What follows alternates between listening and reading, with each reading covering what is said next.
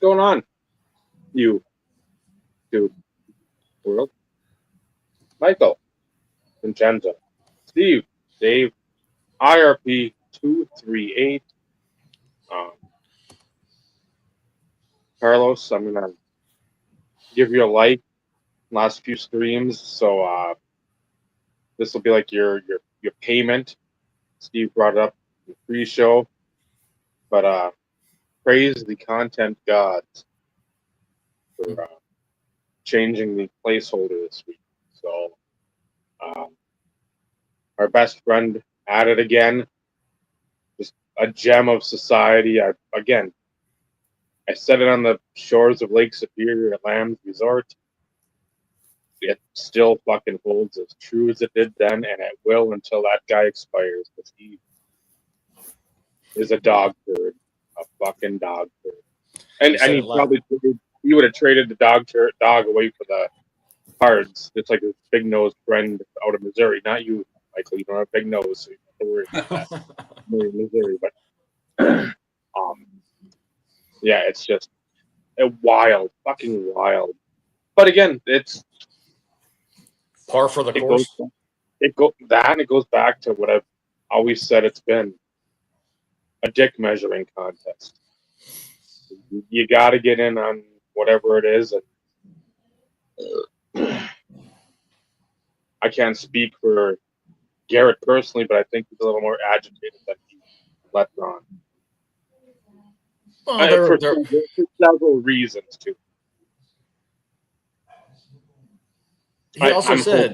he also said, douche move. I'm agitated, but again, like, we're still friends. We can have the conversation. I know. But again, like, and we were touching on this like in pre-show, and it's at least, and like for us, the four of us as a collective here, a lot of those rules don't apply because we all kind of go after different stuff. Because we bid to win. It doesn't matter who's in the way. Everybody. It's like roller derby for bidding.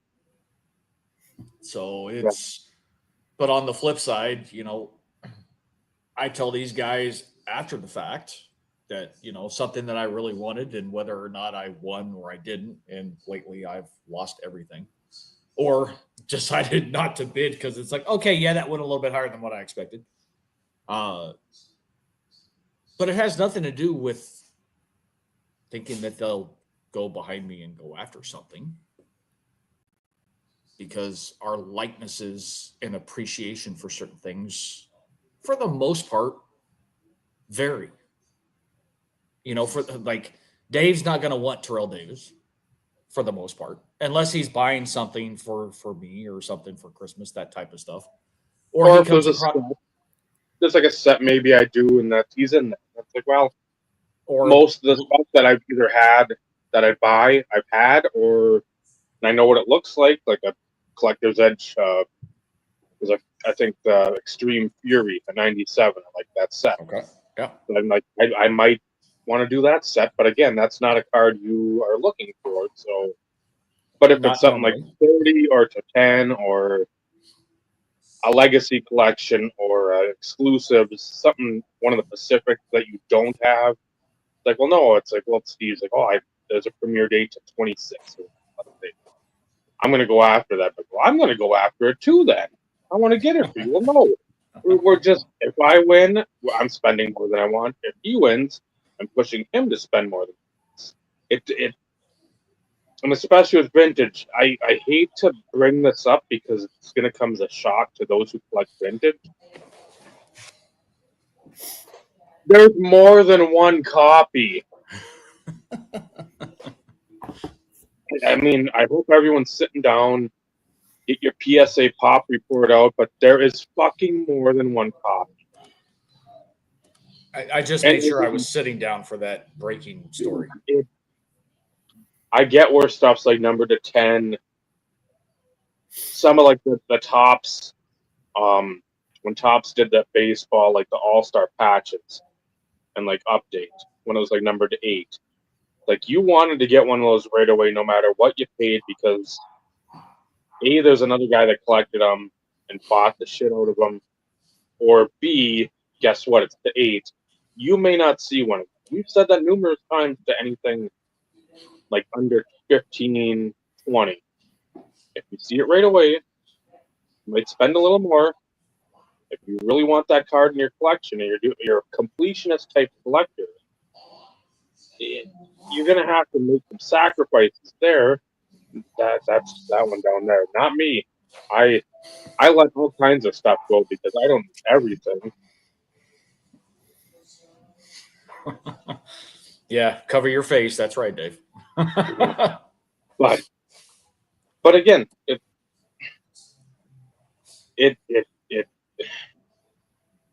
the two people that would come to mind are the two people that are always like seemingly intertwined in a hobby palooza BS and showcase showdown. Oh man, what a fucking treat that is!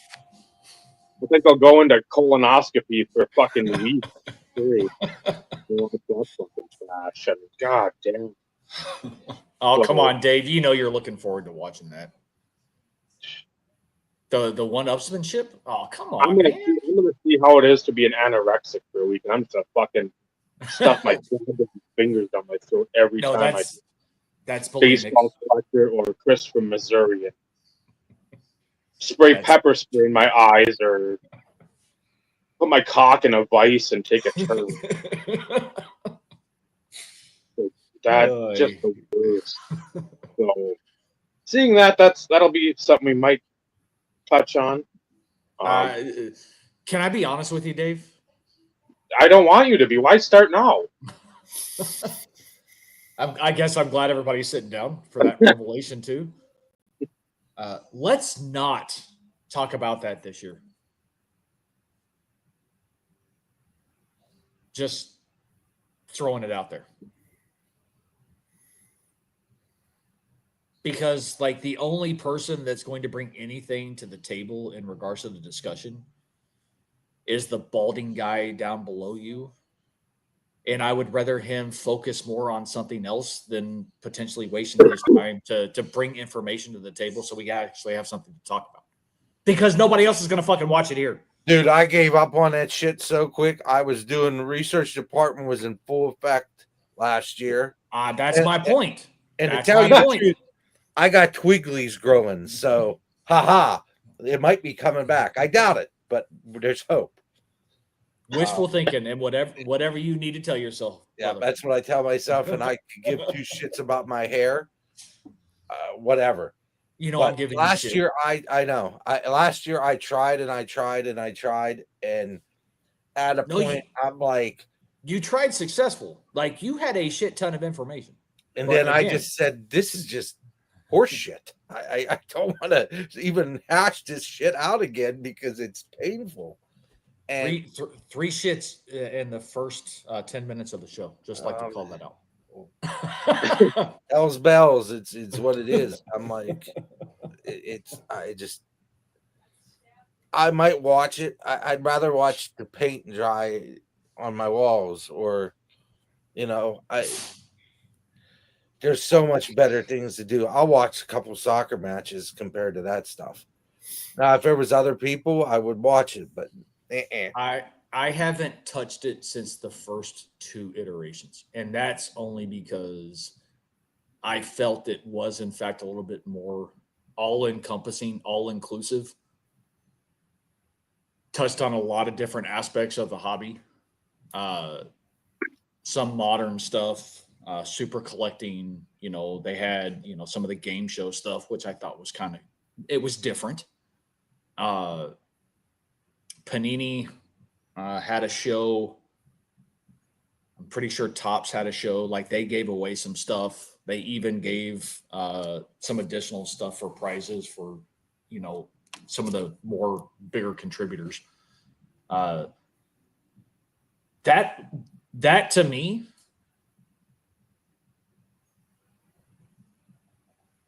really kind of brought things together. You know what I mean? It just, that I spent time watching. Mm-hmm. I didn't watch the whole thing. I didn't watch everybody. I didn't watch the whole thing. Because let's face it, it's 12, 14 hours of hobby content broken up into hour sessions. That's a lot. That's a shit ton of stuff to watch. But I did watch. And most of it's freaking painful to watch. Well, now it is. Now it But- is. And it starts out, we're going to talk about modern and all this, and then you're Right like, back. oh, cool, maybe you're going to do friggin' vintage. Tell me, because I ain't into it. And like you said in the chat, Mangini has a good point. This hobby is what it is. Just do what you want to do and whatever, piss off everybody. If you don't like it, don't do it. It's freedom. Exactly. Well, and that's the thing. We've always said, yes, we kind of jab on the vintage side. We like a lot of the vintage guys. Okay. We do. People know that we do. We've had some of them on the show. We don't have issues with the vintage guys. We have I like one, Okay. and that's because I don't know any of the others. That's fair, but that's fair. I mean, I that's like fair. Drew. I watch all Drew's videos, and it's always weird shit that I've never seen before. Well, and he doesn't get the love that he should. Him and Maxa Jackson both don't get the love that they should. Yeah. Again, Both my of them. opinion. My opinion. What they built is beyond vintage. Oh, it's fucking nuts. Yeah. There's I've never interacted with. I only know him through Drew's videos and speaking on him. I may have watched a few of his videos back in the day, but yeah, he still posts on occasion. Dave actually introduced me to him when we were at the National. Mm-hmm. I saw Drew, and we shook hands. Hey, how's it going? And Dave was like, "Do you know who this is?" And I'm like, "Should I know who this is?" Not trying to be shitty. Right. He's like, "It's Maxa Jackson." I was like, "Okay, yep, nope."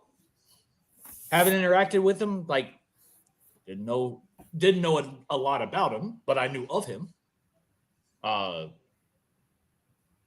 But it again, they don't get the love that they should. Mm-mm. So that's issue number one, in my opinion.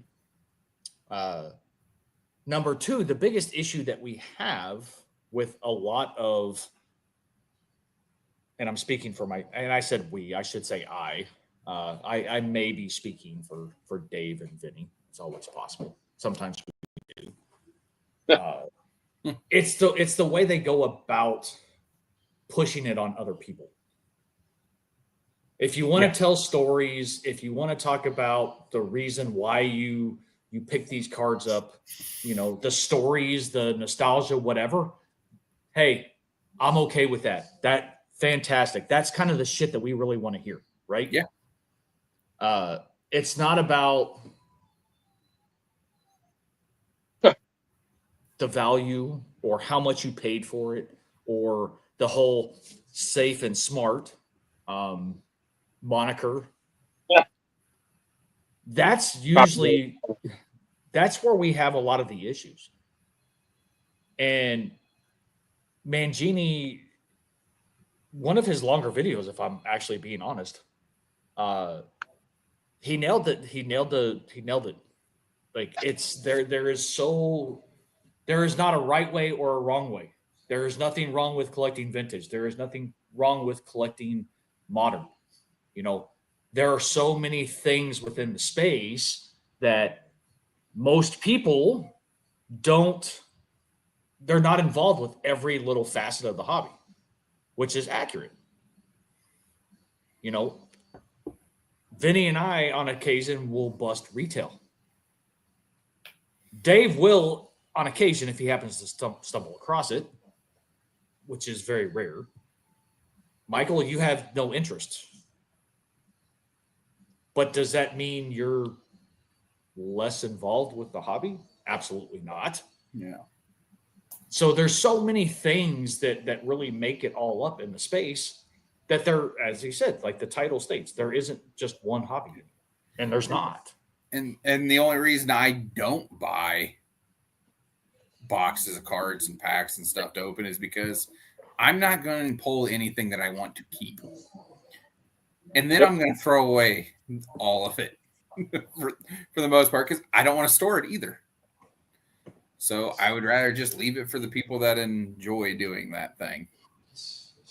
Well, and that's the thing. And like, as he said, there is no right way. There is no wrong way. No. But the thing that it was kind of like ding, ding, ding, ding, ding. He brings up like the flippers and the case breakers and Razzes, even though that they're not really a thing like they used to be. Oh, sure they are. They are, but aren't they mostly on like Facebook more than anything? Yeah, They're not really in the YouTube space, I'll say. No. But you know, that is not collecting. That is always shit constantly going out. That's nothing's business. coming in. Yeah, nothing's coming in. So And how can you call that collecting? Because supposedly there are people out there that leverage and use the term collecting for those activities, and it's like no. That's business. However, they are a necessary evil to keep 100%. the hobby going. 100%. Because it's the only way I'm buying singles. That's the way any of us are buying singles. Yeah. So it's gross.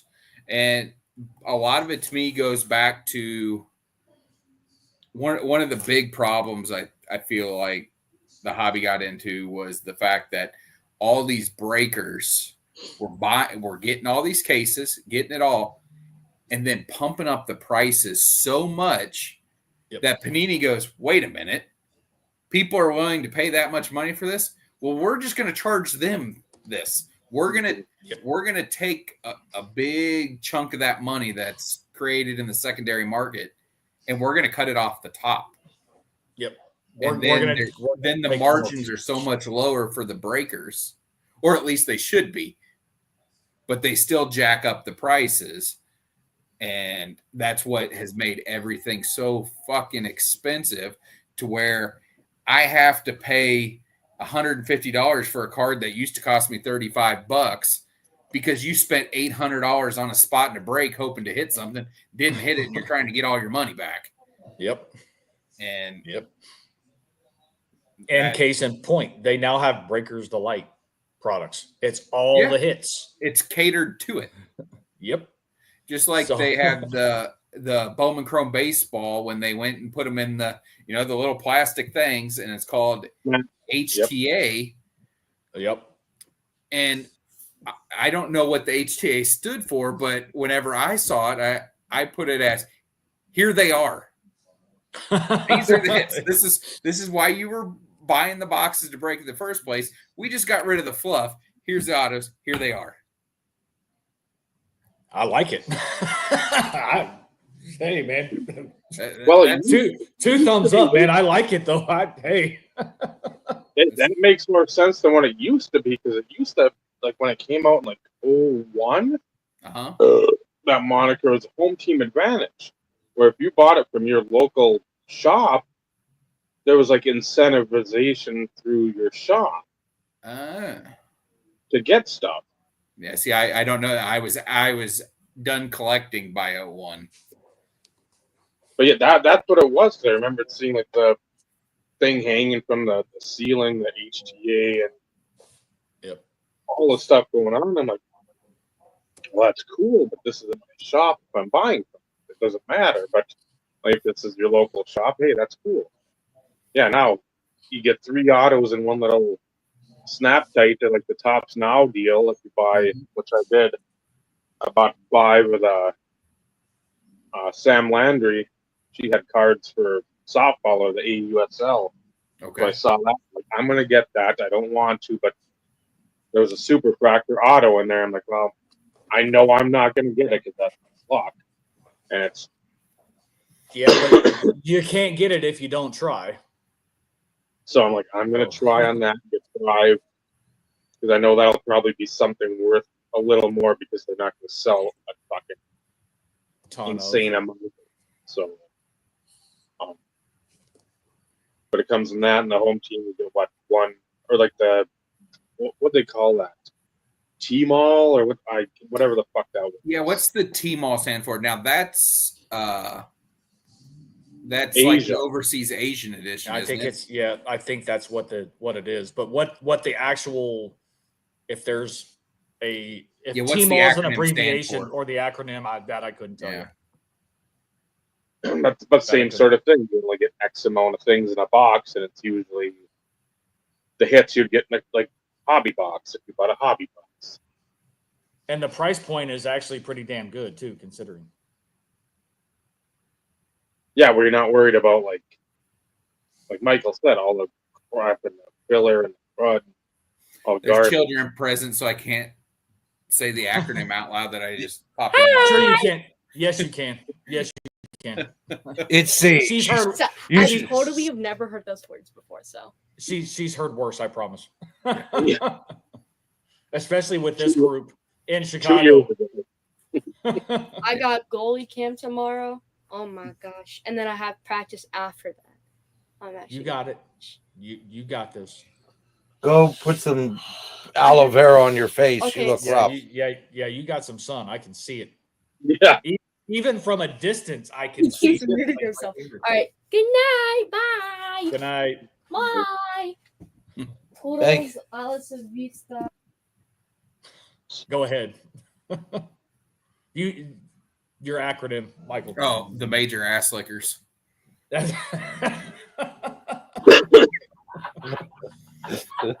She liked that, Michael. Yeah. See?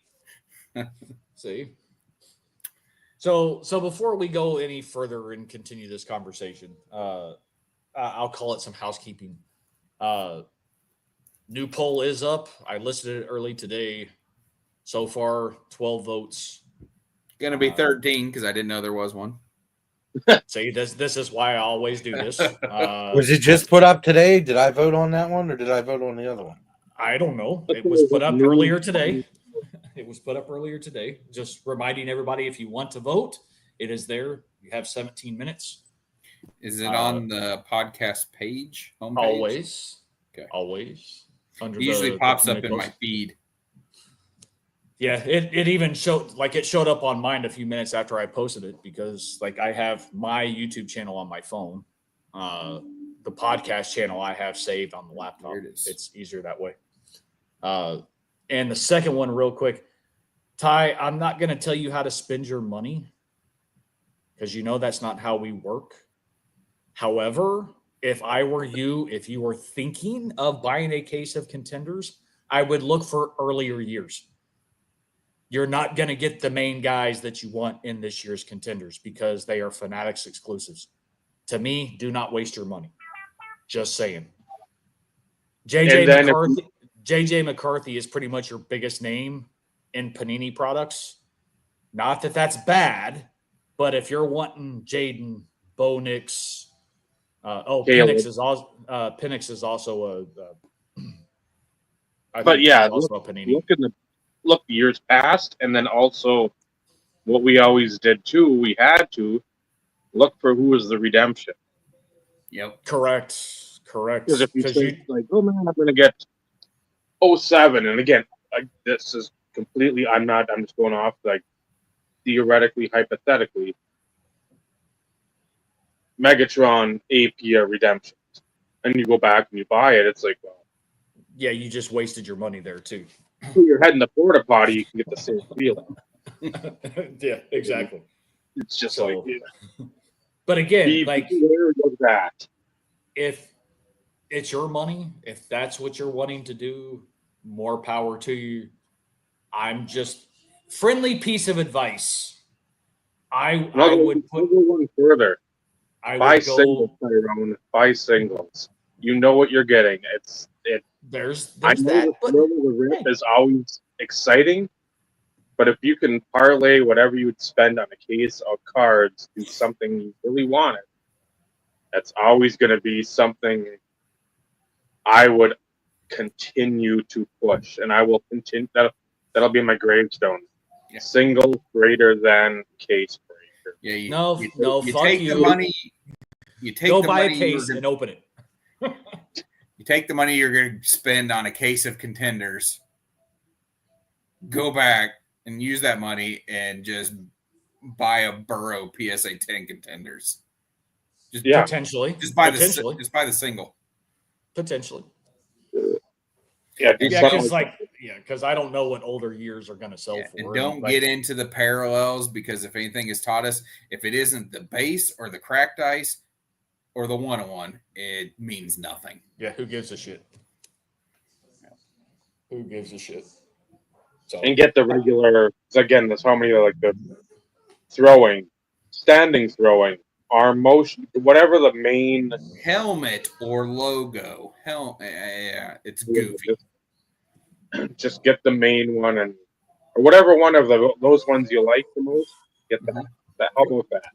Then you can pick what you like, but get a standard one, not a super SP where it's him and his Superman boxers running out of the field. That's Yeah, super and cool. judging just from the few that I saw, I haven't seen a ton of like the Optic preview tickets and the Contenders tickets as well. They've got more parallels. They've got more different ticket names now. you no way. Yeah, they have like division round ticket or some stupid shit. I was Yeah. being a little facetious, but I at the know. same time, I'm like, seriously, how much more can you do with Contenders? They just keep printing. Jeez Louise. Because for the longest time, what was it? I think it was. Well, they're sitting right here. Let me look real quick. What year is this? 2018 Contenders. I believe that was the first year of the stub, the ticket stub that had the decal edge on the top. Okay. I think that was the first year. I could be wrong. We're And not gonna test you. Yeah, it doesn't matter. But that was that one, and it was that and the clear out of 10. Those Okay. I think they were both. Okay. The first year was 2018, and the thing that I liked about the clear one was it was a different photo than all the others. So yes, Ty, JJ got hurt in the preseason. However, he will be back, allegedly. Just for the simple fact that I can't say for all 100% accuracy he will, but that's why I'm doing the air quotes and throwing out the allegedly. A lot of people are banking on him to be the future. That's the whole reason. So All the pieces are there. correct. And it's one of those in which, since he's been hurt, it's probably going to be the basement pricing that you're going to get, especially once the season starts. And then if he actually starts producing and everything else, then of course you're not going to be able to touch anything. Yep. But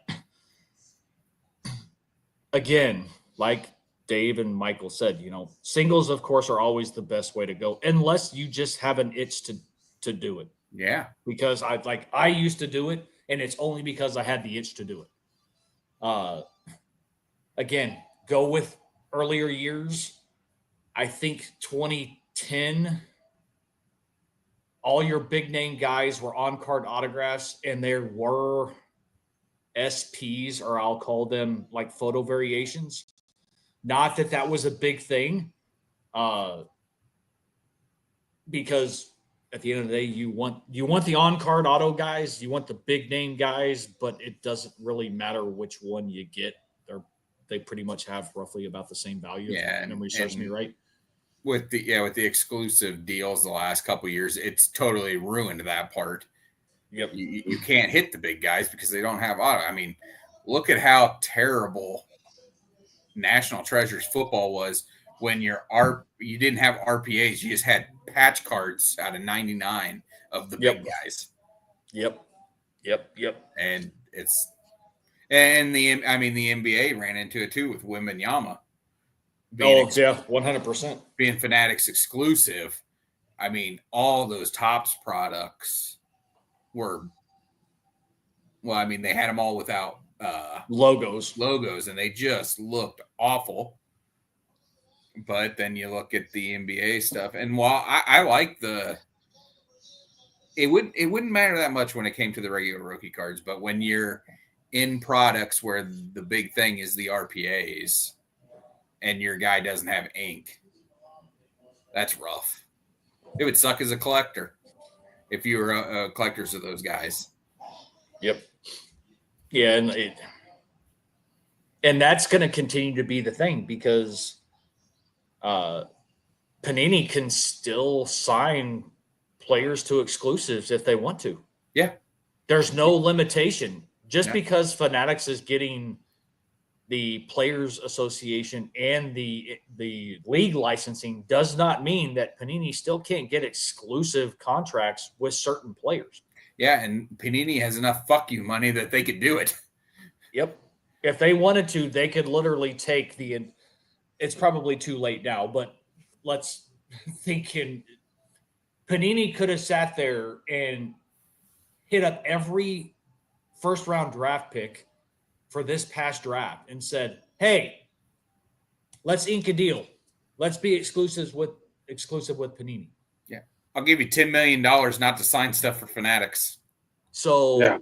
And then of course that's the weighing game though. And that's the reason why, buying some of this product, so to speak, is so hit and miss. I do it because I still enjoy it. It gives me something to do. I'm not focusing on the personal collection, so to speak, as of late. I can't say I've lost interest. I'm not feeling it. So I've kind of stayed away from it. And in order to kind of fulfill my need to still be in the hobby, so to speak, I open the retail stuff on occasion. Mm-hmm. But on the flip side, I also started doing this because A, I had the opportunity, B, I had the expendable income, and C, it's kind of started to become a weekly session here on the show. I get to open some stuff. You guys get to watch. Sometimes we do good. Sometimes we do shit. Last week, if anybody missed last week, I suggest you go watch it. That was a hell of a pull. I still can't believe it.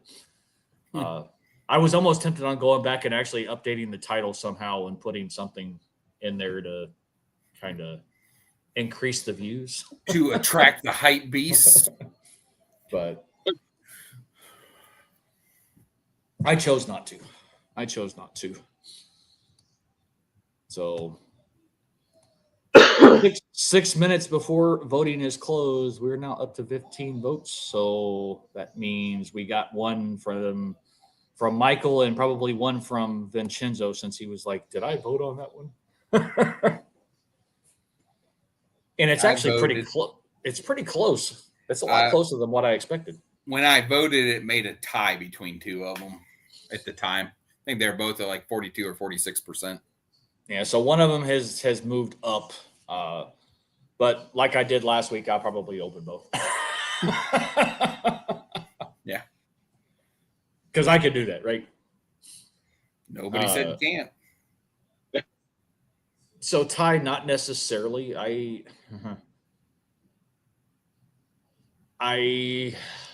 let me think about this. The year I bought cases, 2010, Prestige is the only case I bought in 2010. I didn't buy any cases in later years. 2009, because that was the Stafford Sanchez year. Clay Matthews.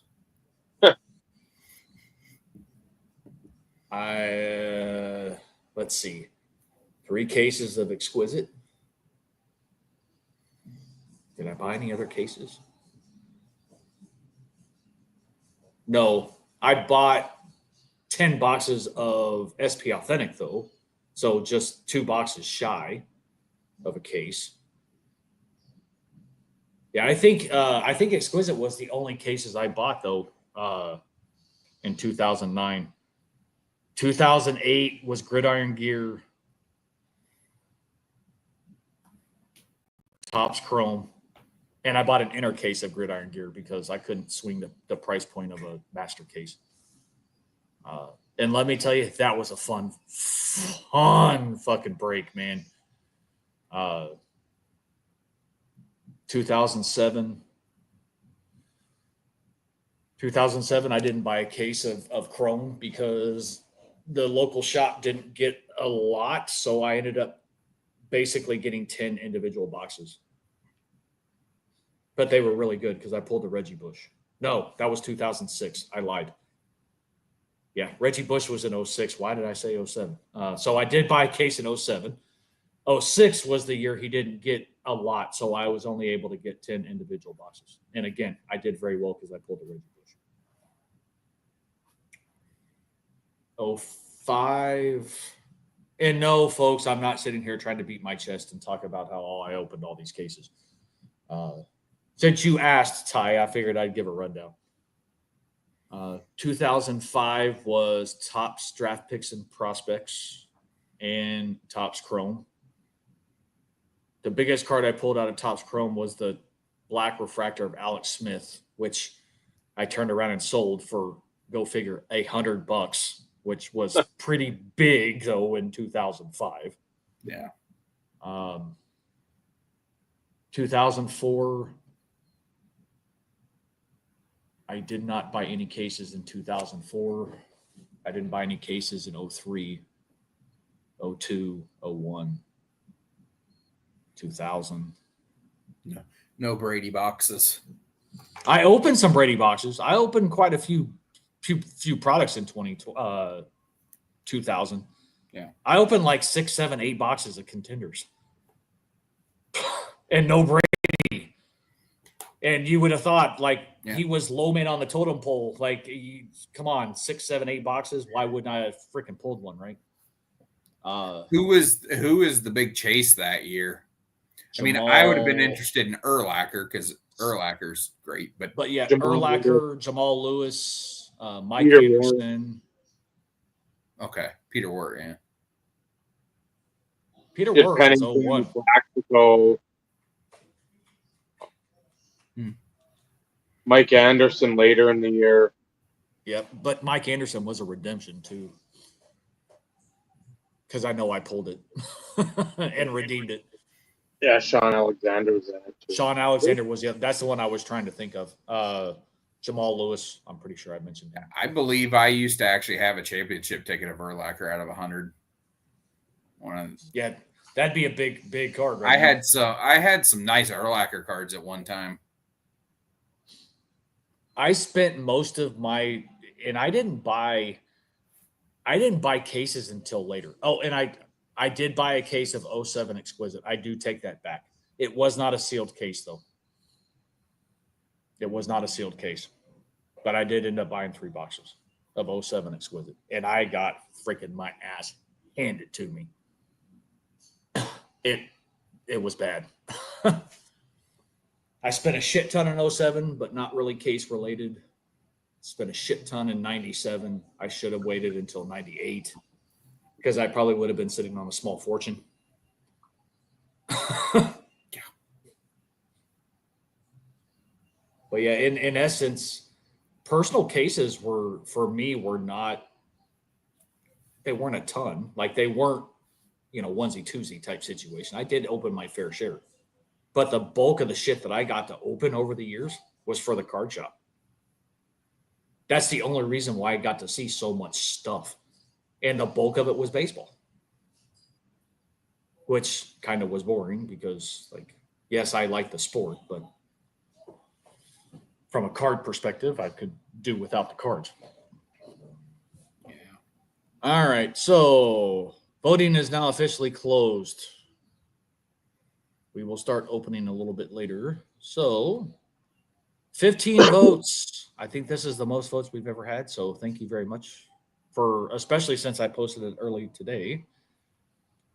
Closer than what I expected, as I said earlier. With 53%, we go with 2024 Select blaster box, I thought that was going to be like a landslide. Since I mentioned it last week that it would be on this week's poll. And then in second place at 40%, 2 more WNBA hangers. So it's only a difference of a vote. So I'm going to open them both. I voted WNBA. As did I, because I voted on my own personal channel. Select is going to be kind of boring because really you're looking for the low numbered parallels. There are case hits in this. I couldn't tell you what they are specifically. I will say there are some really cool triple autos in the product. There's a Hall of Fame class triple auto, and it's Peyton Manning, Charles Woodson, and John Lynch. Yeah, well, I can guarantee that's probably not going to come out of one of these. True, but I only know that those popped up because I was looking up Charles Woodson autos the other night. Okay. And I was like, oh, that's actually really cool. And the base version isn't numbered, and it sold for barely over $200. I'm like, really? Yeah. That's there are a couple golds listed for significantly more than that. But yeah, there was one on auction. It ended earlier tonight, and $221. I was like, for Manning, Woodson, and Lynch, that's a hell of a deal. Yeah, that's cheap. Yeah, I couldn't tell you how well he's received so much nowadays. Because again, like I have no reason to look for anything Sean Alexander related, so I couldn't give you a definitive answer. I'm sure he's still got some collectors, obviously, because that Seahawks that brought that team from sort of the doldrums. Yeah, him, Kitna, and Kitna moved on. And it was them guys bringing in the new unis, which boosted their popularity as well. Yep. So real quick, Alabama's always got a fan base. Did he win an MVP? Yes. Yeah. Yes. That's what I thought. Like, five? I don't know. Research department. Yeah. Sean Alexander, MVP season. I think I don't think it was before that. I want to say 05, 06, somewhere. We will wait for confirmation from our research department. But I'm going to step away for a few. 05. Yep. Secondary research department beat you to it. I was all looking good. at this. Phones are faster. You're good. Oh, we're gonna go with some 2022 Bowman. Can you hold off on opening it though until we do it later, please? So I'm opening now. Screen. So Vincenzo, right next to the microphone. Right. Pick a number between 1 through 6. 1. Dave, 1 through 5. 4. 4. All right. So that's the WNBA. And so I'll do it this way so I don't have to explain. These are in a row. So Michael, 1 through 3. 3. 3. All right. So we have selected the boxes that we will open. So again, since it was close enough, we'll do 2 WNBA hangers, select blaster, and we'll do the same thing that we did last week. I'll start with the hanger, blaster, hanger, and we'll interject a 2022 Bowman that Vincenzo will open in that. I was about to say, if I didn't have more of these, I'd put this back because there's some banger guys in this.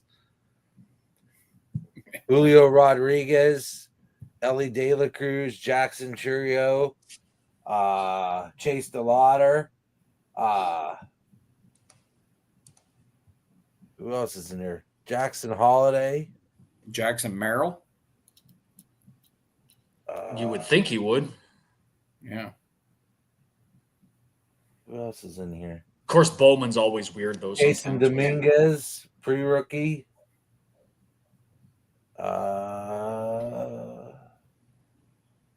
Man, the American League sucks at the All-Star game.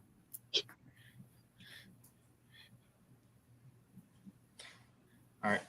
And I'll which be back. got the pitcher, he got hit right in the first inning, and then that was that. And Alonso hit a 3-run home run later. Yeah. It's 5-0. The American League has 3 hits. What's the score now? 5-0. Yeah. New York Mets are National League. Why do I keep on? Yeah.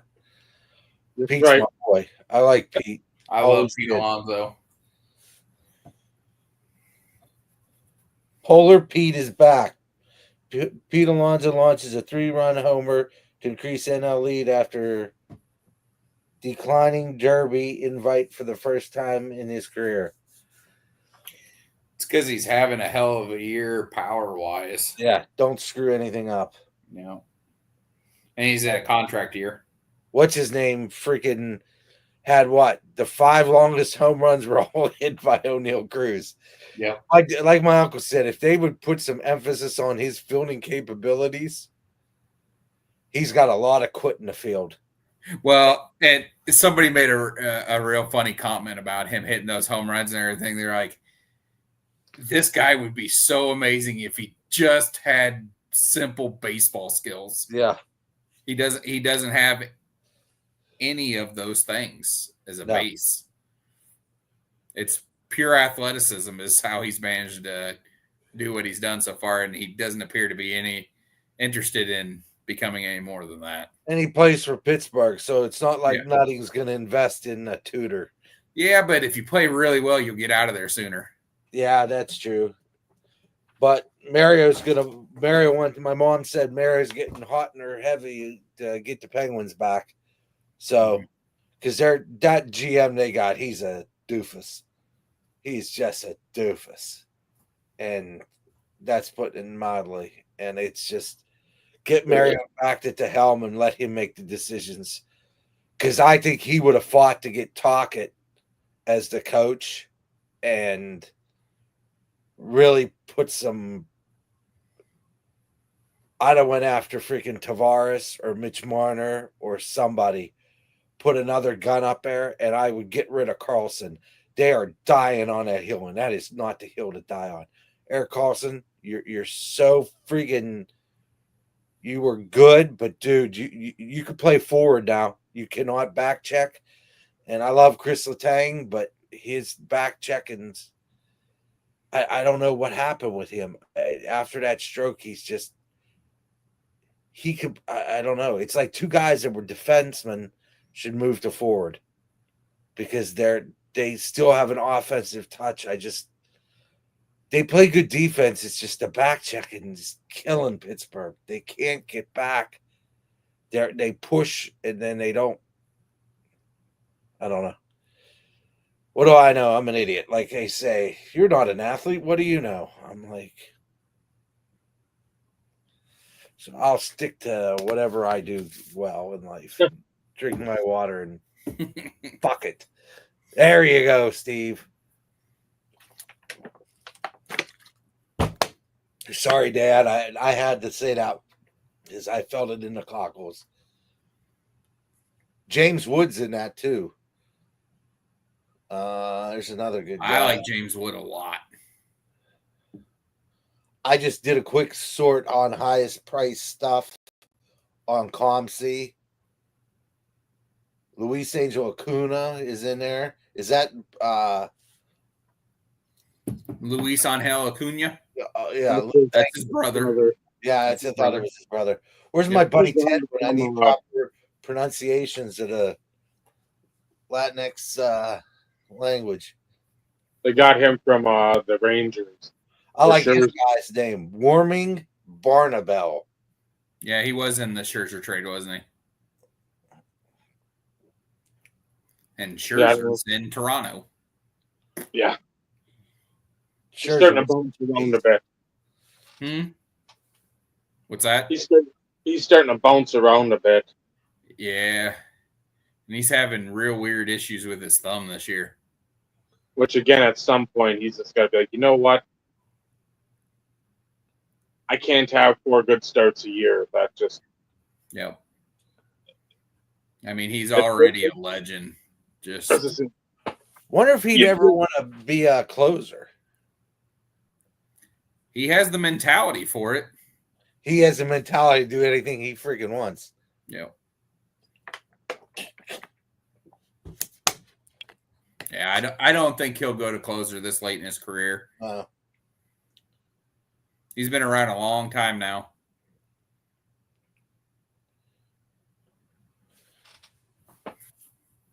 Because he came in He came in right around the same time Bumgarner did. Yeah, it was like 09, 10. Ooh. Oh. Is Tanner Scoble one of your guys? Tarek Skubal. Yeah. Tarek Skubal. Yeah, that guy's great. He's in there too. O'Neill Cruz's rookie year. Jaron Duran's rookie year. Probably some sort of Austin Meadows card. Yeah, for sure. Not That's who I'll pull. We'll just give it to Bob. Gavin Cross, he's decent. Jackson Merrill, yeah. There's some decent guys in here. Trey Sweeney, his pre-rookie card.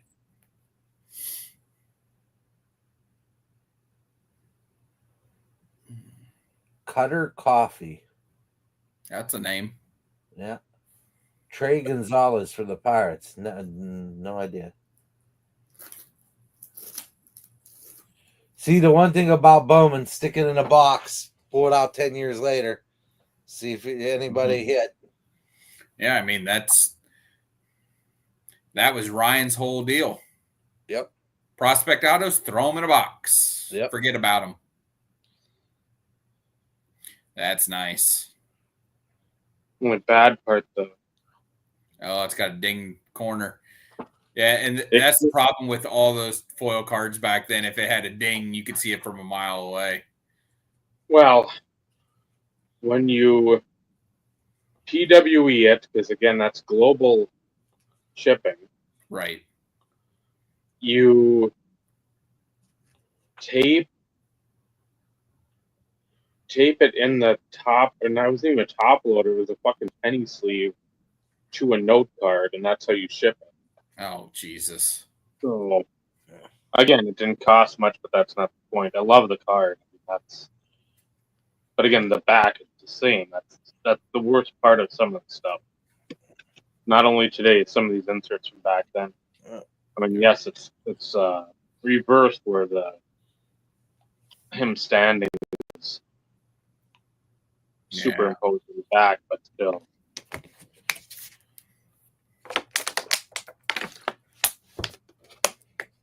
That's a cool one. Oh, Boys of Summer. Yeah, I really liked that insert set. They did that for a few years. I've got the 93 set because I think I bought that off of one of the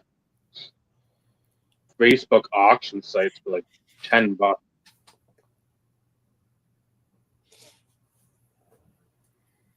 JJ and Verlander. Yeah. 50. Yeah, pity. Surprisingly cheap. Yeah. I think it was like $6 shipped. There's my one card. I bought a lot to get this one card, and it's not even a card. It's a Panini sticker because I can't. It's hard to find this sticker. It's 06, so that's a year after he retired. And I think this is his last one I needed. That's cool. So I was pretty stoked to get that. When I examined lots, and I got one tonight because Joe messaged me and he's like, "Did you see this lot that popped up?" And I said, "Yeah, I got my eye on it." So it's like I said, it's that time where there's between paychecks and I don't want to put anything on credit cards anymore. And I'm really trying to get ready for this venture out of this domicile. So I said, I got money for my birthday, and my aunt and my uncle and my other aunt and uncle still send me a birthday card every year, and they're in their 70s. And I'm like, you could stop this. Like, no, we always want to give you something because you're our nephew. And I'm like, thank you. And my mom sent me $25. I'm like, Ma, I'm a grown ass man. I send you stuff now. That's what I do. I don't usually do birthdays. I'm a Christmas guy, if you haven't noticed. And I put a bid on that lot for $25 and I hit it. It went for $23.05. It has the Lemieux print in it. It's not the refractor, but in 2001, they did all his flagship OPC and Topps cards. Okay. And there's refractors, and then there's signed versions of the paper ones. Well, I have sets. I went to the card shows. Jeff knows. I hit those when I found those in the dollar box at Troy. I bought every friggin' Lemieux chrome or paper reprint card because you got maybe one or two a box. So I grabbed as many as I could. And then in 01, 02, they did like anything else Topps owned. So they did all of his Bowman up into that year, most of his Bowman stuff. And then they did like the OPC and the Topps, like secondary cards, like the All-Star game and stuff. And then some years, league leaders. Yeah, some of the league leaders, like one year he has 3 league leader cards, like 93, 94. I think it's 93, 94, where they went to OPC and Topps Premier. And they did one of the 3 cards because it went from like a 23 card set to the next year it was like 9 or 10. But I have the sets and I'm working on the refractors, and the refractors go for a pretty penny. And Turco Cards on Instagram, he's doing the friggin' Lemieux autograph set, the reprints. And I'd love to do that, but I just can't spend the Panegi right now to do that. And it's something I'd like to do, but my kid plays soccer. So you were choosing to spend your money elsewhere. I'm choosing to pull a Steve and be cheap. Okay, that's fair. Okay. I just wanted to put it in terms that everybody would understand. And I think most people would understand. Yeah. Not everybody. Let's see here. Hey, Mike. What's going on, Mike? How goes it?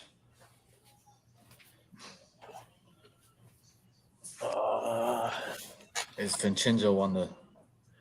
So this is the paper. That's what the box looks like. It's him and Yags.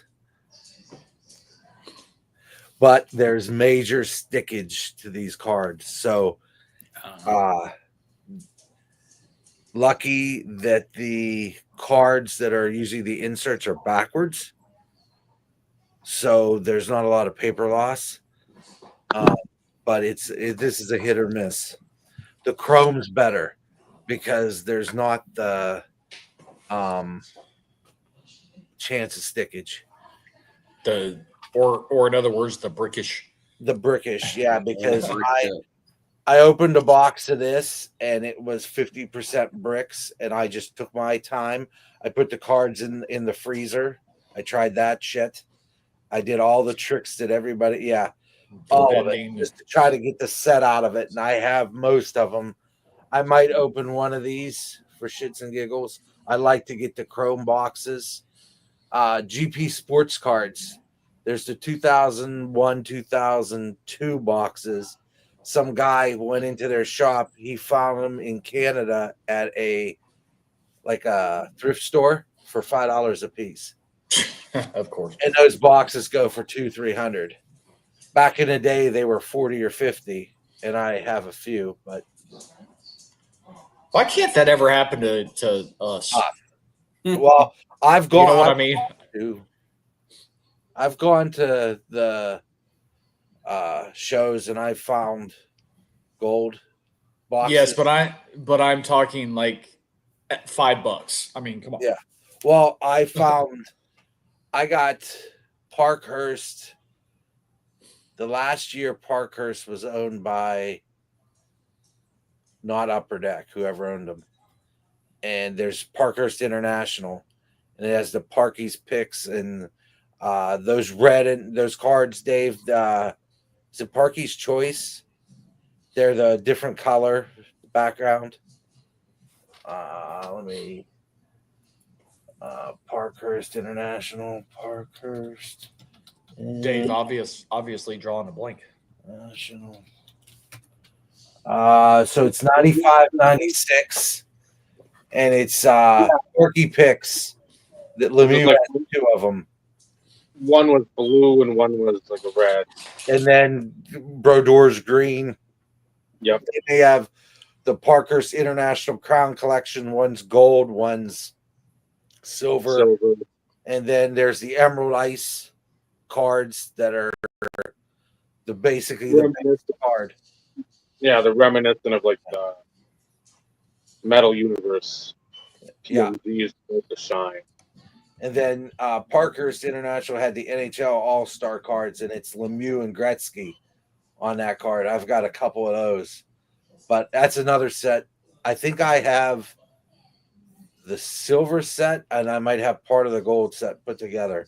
But I haven't opened any of the boxes because now the boxes, they've gone on not Golden. What's the other guy out of New York? Probstein. They went for like $200 a box. I'm like, damn, I don't want to open these. I want to just sit on them. But those were, I think I paid $40 a pop for 3 boxes. I took $120. I'm like, here, take it. Those are the kind of things that I like at local shows. You could find that obscure wax. Then other people sell stuff for like ridiculous, like 90-91 hockey Upper Deck, which is getting rarer these days, but still. French is going for about 80 to 100 a box, and the regular lows going about 30, and then highs going around 50. But you can get those boxes before for $20. Eventually, some of the junk wax will start becoming more scarce. And like I said, Pennsylvania was a hotbed back in the day, because in the early 2000s, I remember going to shows and those boxes were there. Those Donruss and the Fleer and all that stuff from 80 to 2000 were there for $20 a box. I went to a show in 99, I can remember.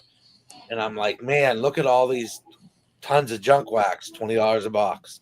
And I almost bought a couple to take back to my apartment and bust for shits and giggles. But I figured eating that week would be more important. So back then I didn't have the fundage. I think it was the second. Was it the first year? Can't remember if it was the first time or the second time that I went to National. Brett and I bought boxes of 94 Upper Deck NASCAR. Okay. I think it was 94, maybe it was 95. But we bought it because we found I think it was Dave and Adams, and they were like $15 a box. And it was 24 or 36 packs. We're like, well, hell yeah. Yeah. Yeah, for $15, why not? And we opened them up. I opened mine up. I brought the art cards back with me. The rest of it went in the trash. See, I'm not taking that back to Missouri. You don't get this anymore. 36 packs, 10 cards per pack. No. Mm. Those are what they call jumbo boxes where you get 30 cards and 10 packs now. Packs Right. with the Game Room sweater card contain 8 cards. Hi, baby. I do. It's because they're so thick. A randomly inserted Look. NHL player autographs included 99 2000 Calder winner Scott Gomez, Stanley Cup Heroes autographs including Ted Lindsay and Bob Gainey, Hobby exclusive Hobby Masters, Tops Combos Own the Game, 1,000 Point Club, and other great inserts. No purchase necessary. See packs for details. Look for game-worn sweater cards of NHL stars. And the funny thing, it doesn't say anything on these boxes about the Lemieux reprints. And the OPG box is very similar, except this has OPG instead of Tops. But this is the kind of stuff I dig, because you might find something.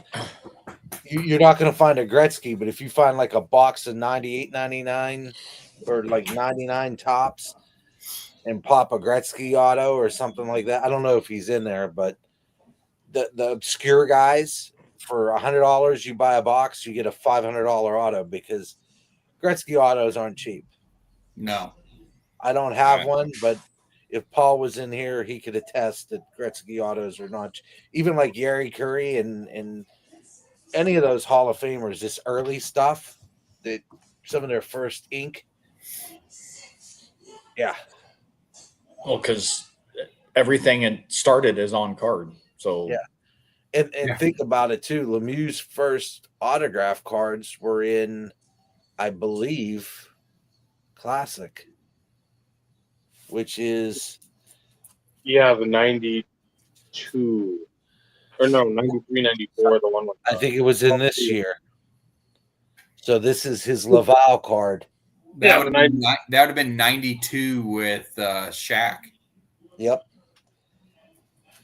No, that's 93 because Korea's in that one. Yeah, this is 92 Classic. But this is, I mean, he has like 10 cards in his Laval uniform, and there's like on left foot, on right foot.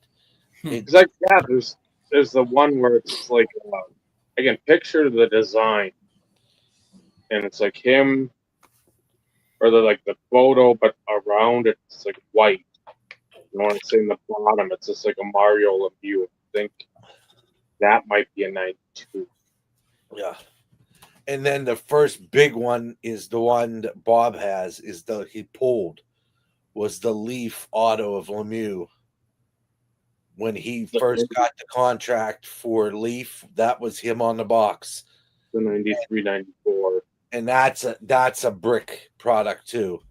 If you get them, if they were in a humid climate and it's that hollow foil, there's a 50-50 shot that you got major brickage and stickage. So, I mean, that's why the Fleur Ultras are rough. But if you get good shape ones, sort of like 96, 90, I think it's 96, 97 metal, no friggin' hockey PMGs in that, right? Nope. But there's the Superpowers, which is they're rare, on the rarer side, and a box of those is $400 or $500, and there's nothing really to write home about compared to like basketball or football. But I got a box on David Adams for $40 one time, and it's sitting over there collecting dust, and there it shall sit because it ain't getting open, because it's retail. It's a smaller box. It's not the hobby, which goes for more. But again, hopefully it's a set of tires when I'm retired. Hey, or at this rate, a loaf of bread, right? And a gallon of milk. So, and a dozen eggs. Yeah, the essentials, the Pittsburgh essentials when the storm's coming. Hey. Take over. I've been talking too much. Bye-bye. No, it's all right. Well, do you want to open first? No, you go. But what if I don't want to open first? Why'd you ask the question? It's up to you. Tell me, you're the boss. Me or no? I'm Just the say, boss. Vinny, open. I'm not the boss. All right, I'll open a hanger to start, and then we'll turn it over to you for your blaster, and then I'll open mine, and then I'll end on the other hanger. How's that? Okay. Hopefully, we get more rookies this time. Yeah, I'd like to Orlando. get a Jackson Holiday in mine. A 101 would be nice. Orion. Right? What's going on, Orlando? Hey, Orlando. This It warms my heart to see Orlando. this is like facing the unusual direction here. Here's a That's whole lot of official emphasis packaging. in there. Well, that's how they always are. Oh, and the security seal is inside the package. Maybe that's a good sign. Better half's watching it too, Orlando. She's up there. She's watching it, but she has her phone on watching a video. So I'm like, are you even paying attention? She's like, not really. She goes, my team's losing because they had like 6 friggin' Tigers on there. So this, like the way that they have these is really, these are funky. What is this now? WNBA hanger. Okay.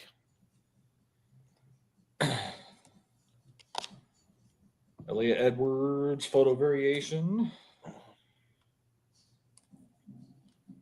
Come on, give me more rookies, damn it, man! These Is last Caitlin few Clark in there? Do what? Is Caitlin Clark in there by chance? Of course she is. So here are the orange ice. Stephanie something or other. And of course we know Ed's probably not going to be here either. He just said Caitlin Clark got hurt again in the group text. So Is that a rookie? Yep. Who? This name is like 15 letters long. Oh, last name is Osborne, but orange ice. Fearless insert. Janny Hamilton. Other insert is.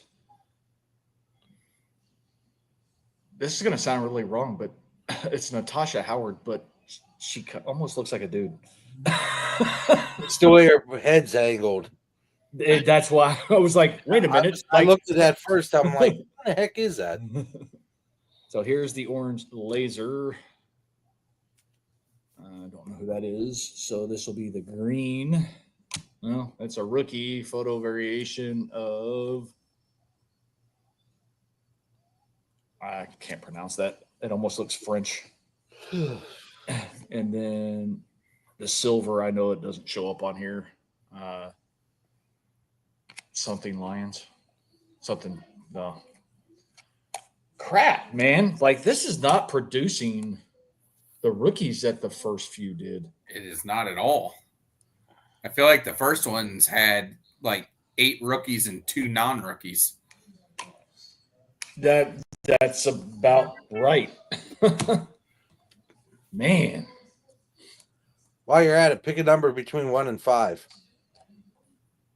Between 1 and 5 or 1 through 5? 1 through 5. 3. Cool.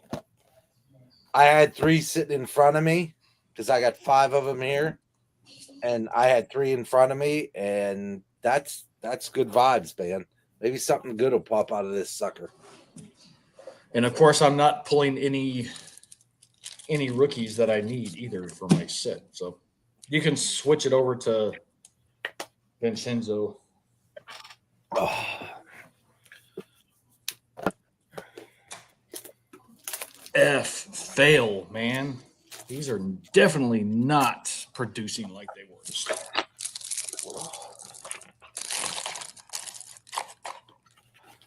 Oh, there feels like there's more packs in here than 1, 2, 6 packs. That's better than average. Oh, I love opening cards. This is so much fun. This is why I still do it. Yeah. Jesse Winkler. Oh, Javier Baez, Nick Madrigal, Matt Chapman, Darren Carlson, Paul Goldschmidt. There we go. Rookie of the Year favorites. Rodolfo Castro. I think I got Bob a Rodolfo Castro auto. Dario Lopez. Brady Allen. Nope. Nobody out of that one. Pack number 2. 1, 2. I still don't think anything's going to top the last couple weeks, No. though. You're 101 and my pull last week. Alec Baum, Ryan Moncastle, Eric Judge, Aaron Ashby, Luke Williams, Ryan Valade. Oh, Jason Dominguez. It's a cool looking card. Yeah. Berto Campos.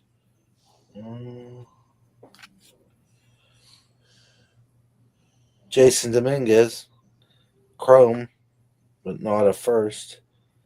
And Lenny Sosa from the White Sox. So far, nothing. Halfway through with this one. 12 cards a pack, so not too bad. Like I said, what's the worst you can happen? You get absolutely nothing.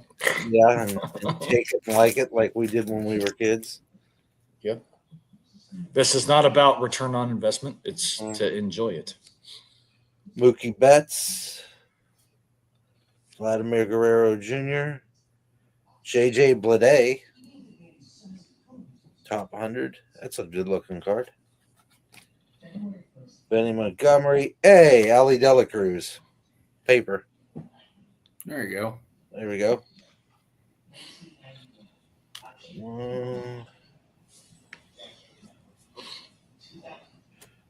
Jeremy Vargas first, and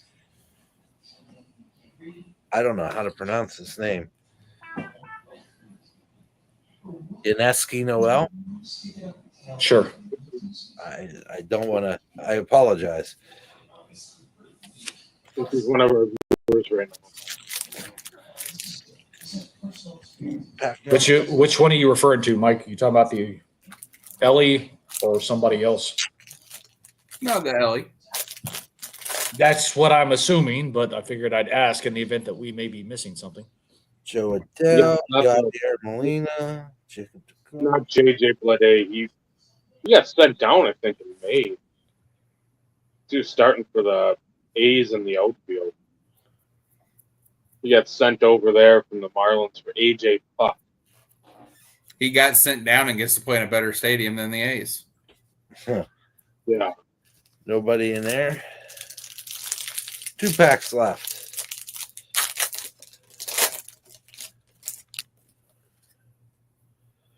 Wander Franco rookie. That's a good one. Yeah. Jonathan India. I think you should burn that in effort. Fernando Tatis, George Springer, Carlos Carrera. That's a good looking throwback type of deal. High Five Futures. Yeah, that's a cool looking card. Who was the player? Armando Cruz. Jackson Churio, first Bowman paper. It's not bad.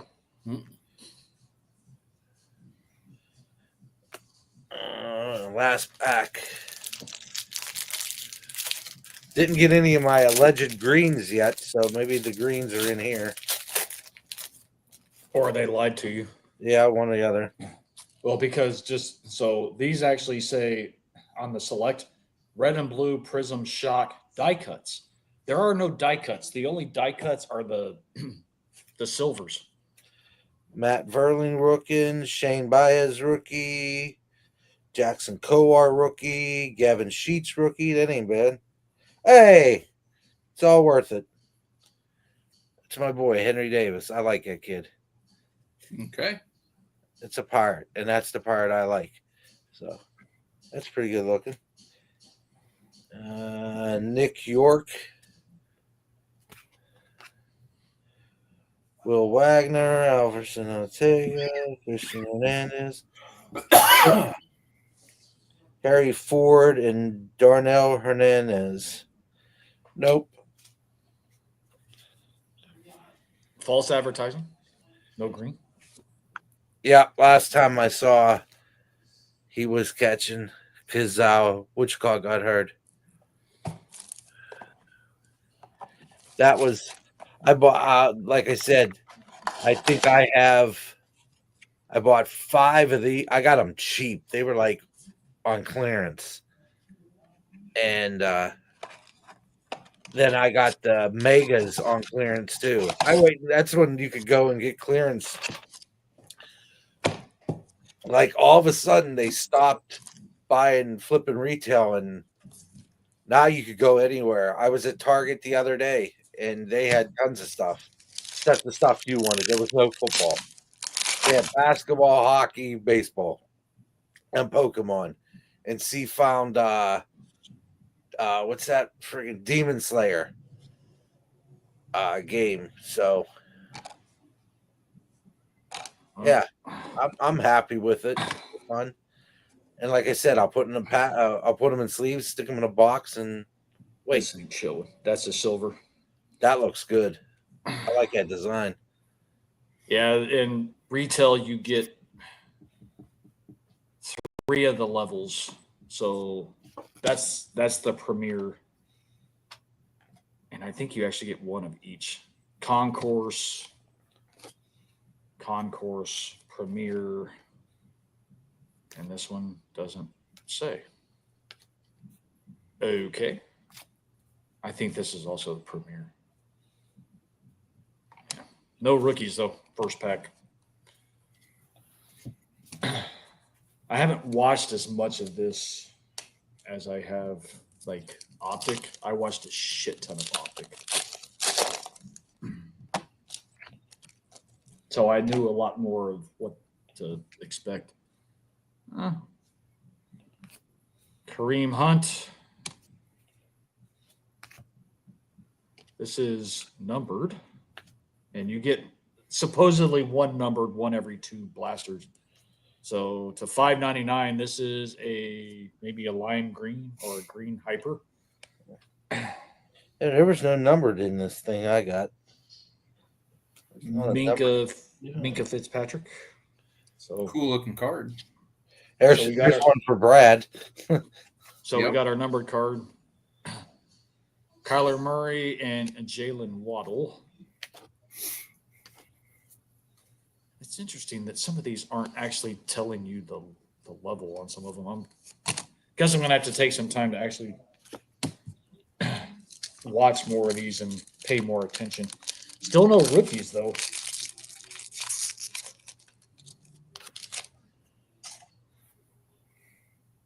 First rookie, Xavier Worthy. So Concourse, DeMarcus Lawrence. Insert select certified of Xavier Leggett. And this is the black and blue. Is that what it is? Yeah. Oh, it says red and blue. It almost looks like black and blue, but there's red on the side. Pretty looking card. Mm-hmm. Who is that? Oh, Marshawn Lattimore. So is that Premier? As I almost drop it.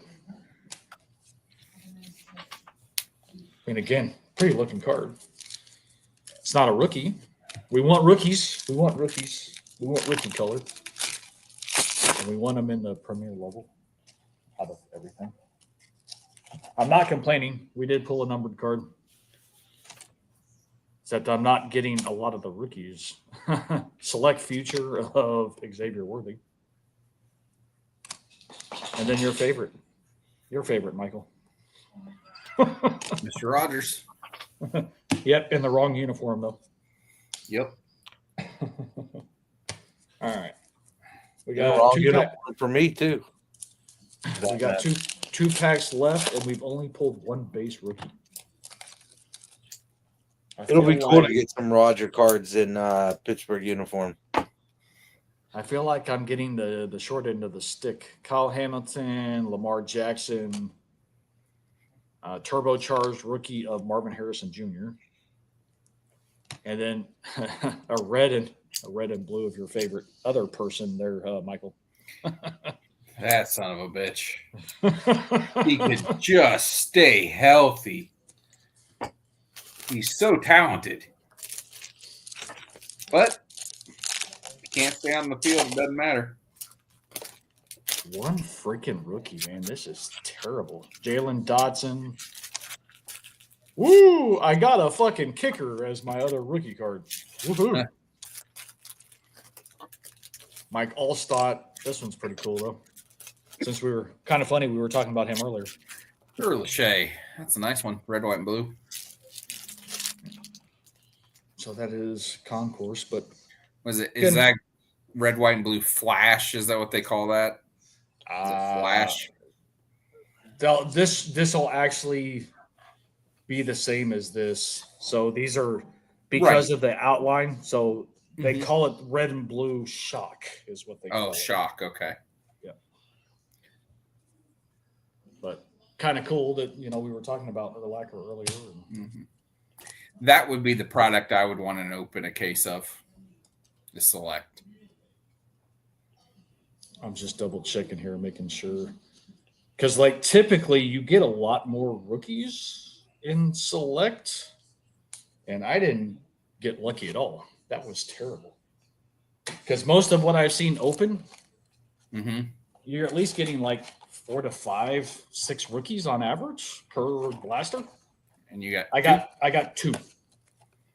That's rough. Yeah, that was bad. All right. Maybe we'll get lucky in this other WNBA.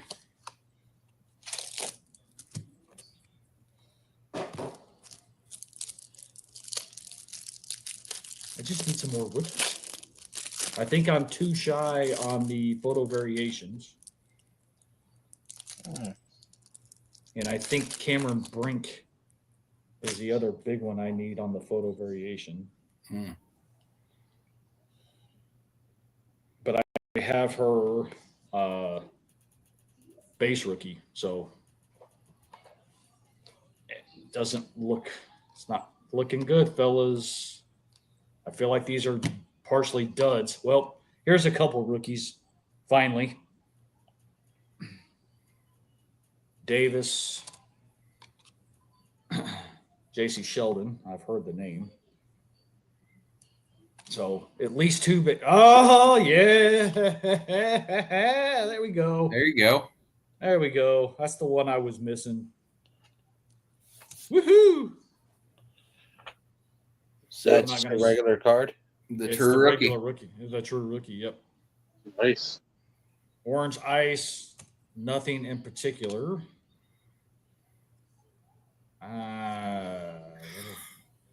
I think that's a checkerboard, which are like case hits. Who is They're the not. player? They're not numbered. Lindsay Allen. Don't know who that is, but I'm pretty sure that's a checkerboard. Mm-hmm. Non-numbered short print. Top tier. Orange Laser is a rookie. Julie. Is that Van Loo? Green. Non-rookie, and then the Prism is Hines Allen. But of course, one that I needed. The Caitlin's the one you wanted. Lindsay Allen checkerboard sold on best offer accepted price of 99 cents. Woohoo! I'm like, I don't think that's how best offer works. You can't go below 99 cents on eBay. No. Did they finally get rid of like the penny auctions to where something? Oh yeah, 99 cents is the lowest. is the lowest. I think it has been for a few years. Yeah, that just blows my mind. That I mean, I get it. Like, not everybody's worth a ton, Mm-hmm. But checkerboards being like case hits, being super short printed, 99 cents is garbage when you put things into perspective. Yeah. So yeah, this one had 3 base rookies in it, no photo variations. So that is definitely a good thing. Yeah. You can. Oh, I was gonna say. Now let's see. I mean, I know I need the Caitlin. Let's see. Do I need the other ones? Because I haven't even started putting this one in order yet. So that's nice. All 3 rookies are needs. So that's also a bonus. That's really good. And then I think again on the photo variations 1, 2, 3, 4, 5, 6, 7. I think there's 11 photo variations. Yep, and I'm missing 2 of them.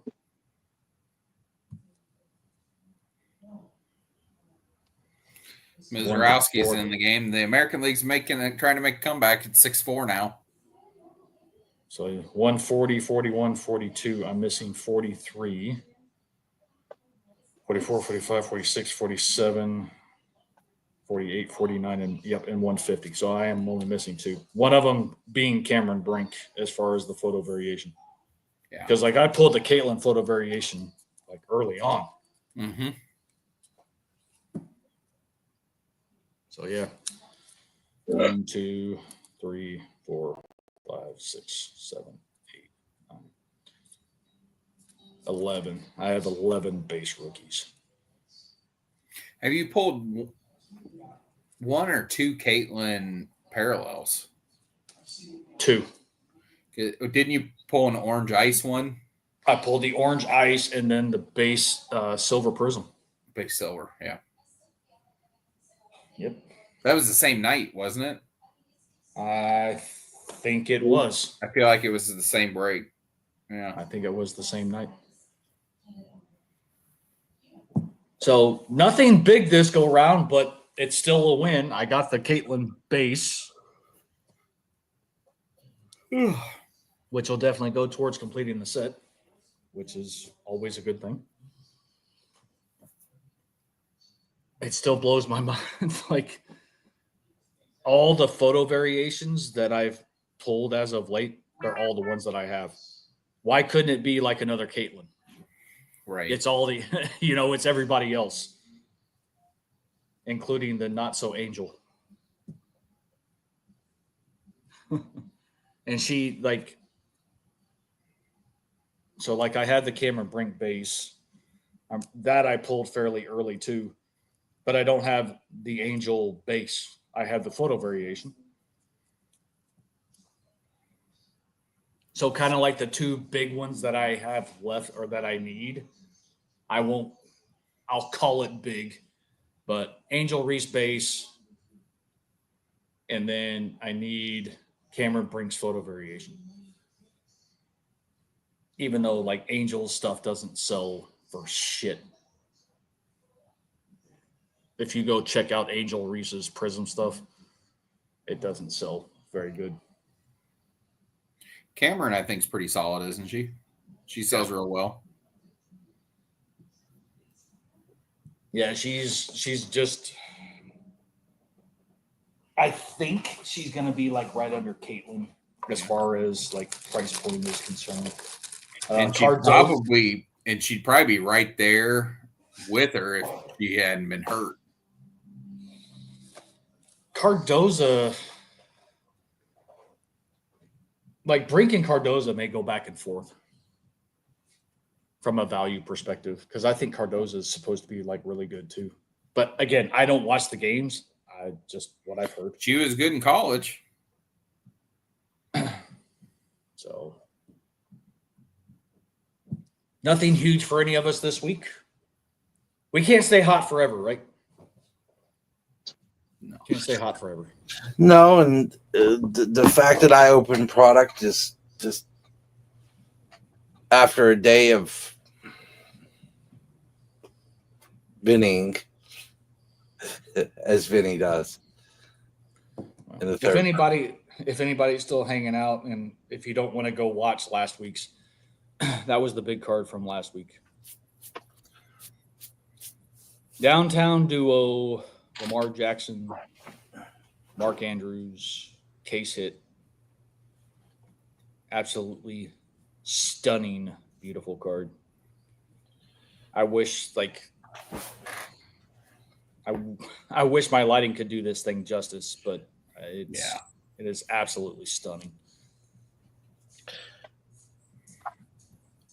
So, And 2 weeks ago, this is pretty meh, but yeah. Hakuna Matata 101. Yeah, that's a very nice looking card, and Freaking killer, he's man. playing really well. yeah, and I have no desire or motivation to sell it yet. Yep. Maybe he'll end up being a Hall of Famer or something, and like I said, maybe that'll be a washing machine one day. That's how I equate shit.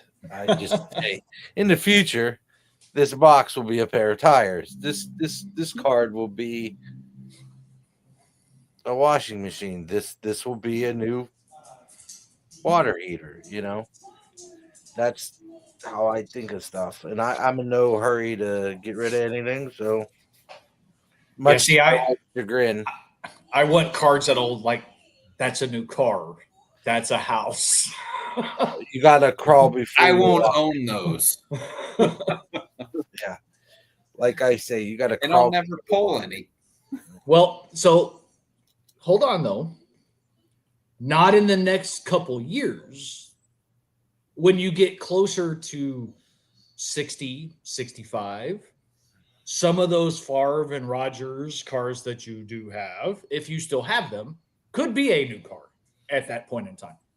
I will have probably burnt them for heat by then. Let's hope not. Let's hope not. Hopefully it doesn't get that bad.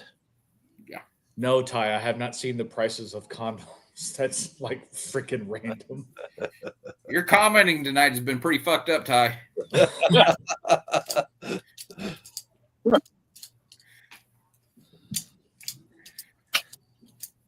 Apparently, we got to look at a different market for investment potential. Well, I'm not looking to fornicate anytime soon. So I have no reason to acquire any of those at this point in time.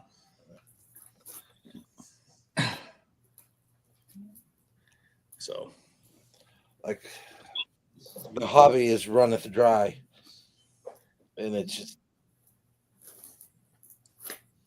only things that even like the new Parkers came out, and then some of the stuff was going so wild at the beginning, and then the other day, a card that was like $100, I got it for $10. I'm like, how does this work? And I'm like, you just wait it out.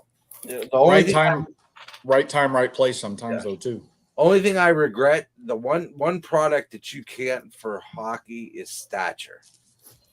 Stature has a tendency. I'm like, there was a Lemieux had a subset in one of them, and I was like, I could wait it out. Then the next year it came out, and I won a bunch of cards in auctions pretty cheap in the insert set. It's forget what it's called. Compendium or something. But and then I watched them after a while. Those variations, if they don't pull a lot of them and don't open a product, they dry up quick. Tomorrow, credentials drop. I don't know if it's 23-24 or 24-25. One of the two drops tomorrow. So I'll watch those breaks. GP Sports Cards is pretty much the go-to, them and Ziri for hockey stuff. And then like Fulton Cards used to do a lot of hockey breaks, and he broke a lot of old stuff, which I enjoyed. Then he just he wasn't into the modern, then he started breaking all the modern stuff. And I just lost interest. But I just like to watch it broke once and see what's in it and see how the odds look, and then a year later when they're half the price or a quarter of the price, then maybe buy a box or two. and sit on a couple and open one or two. It's a strategy. The only thing that really hasn't come down lately is the 23, 24 stuff with Bedard. So, sleeping baby Dave. Mhm. It was a rough morning. Yeah, I can tell, brother. When the alarm went off, I checked the radar, and there's like a severe thunderstorm warning, like just outside of town. Everything's moving this way, and it looks like a old Metallica video with all Ride the the lightning. Yeah. Oh, just constant. I'm like, oh fuck. So I mean, I'm like rushing without like actually like easing into the day, waking up. I mean, it took till about 11:30 for me to finally feel like I was like, awake, because I had a full pallet of freight from the other warehouse. Because when I was gone, the guy that ordered for me, I said, "Don't order a ton. You just don't shortcut." And he shortcutted on like all the. It's gonna be a segue. The Kemp's ice cream, and it's on sale this week. And fuck, I had probably like 20, 25 cases just of that. So, yeah, I just that groggy feeling that you're moving, but it's just like, and it's been that way. I didn't get a nap in this afternoon. I am just struggling, as you can see. It's fucking brutal. Oh, trying to Yeah. stay awake from watching like the guy on the mountain bike shit going down some fucking like bike race in like Nepal. So I'm like, it's like nothing's keeping me up right now. It's like just horrendous.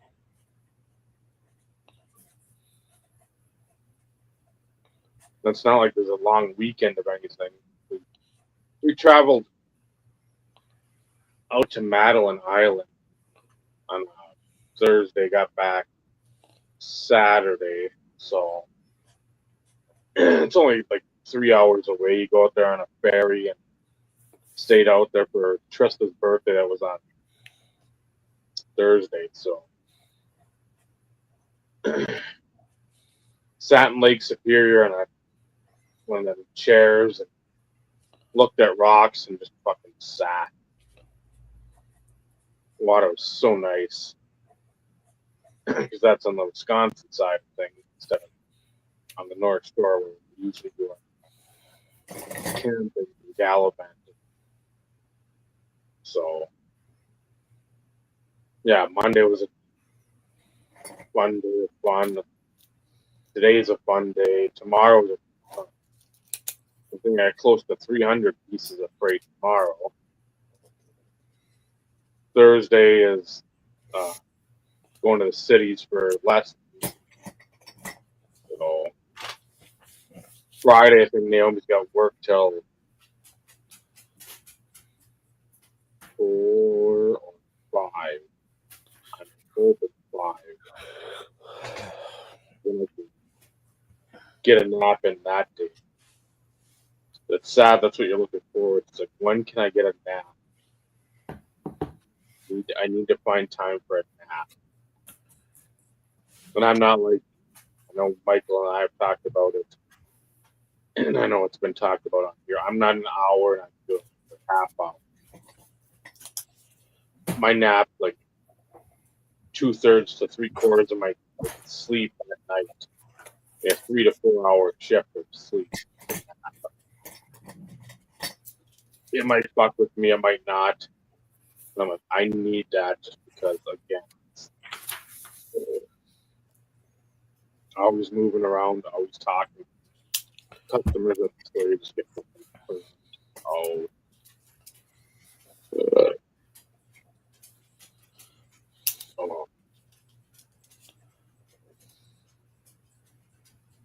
Oh. I felt like you this morning. I had to go in the office, and that buzzer hit at 5 a.m. and I'm like, it's an hour earlier than I usually wake up. And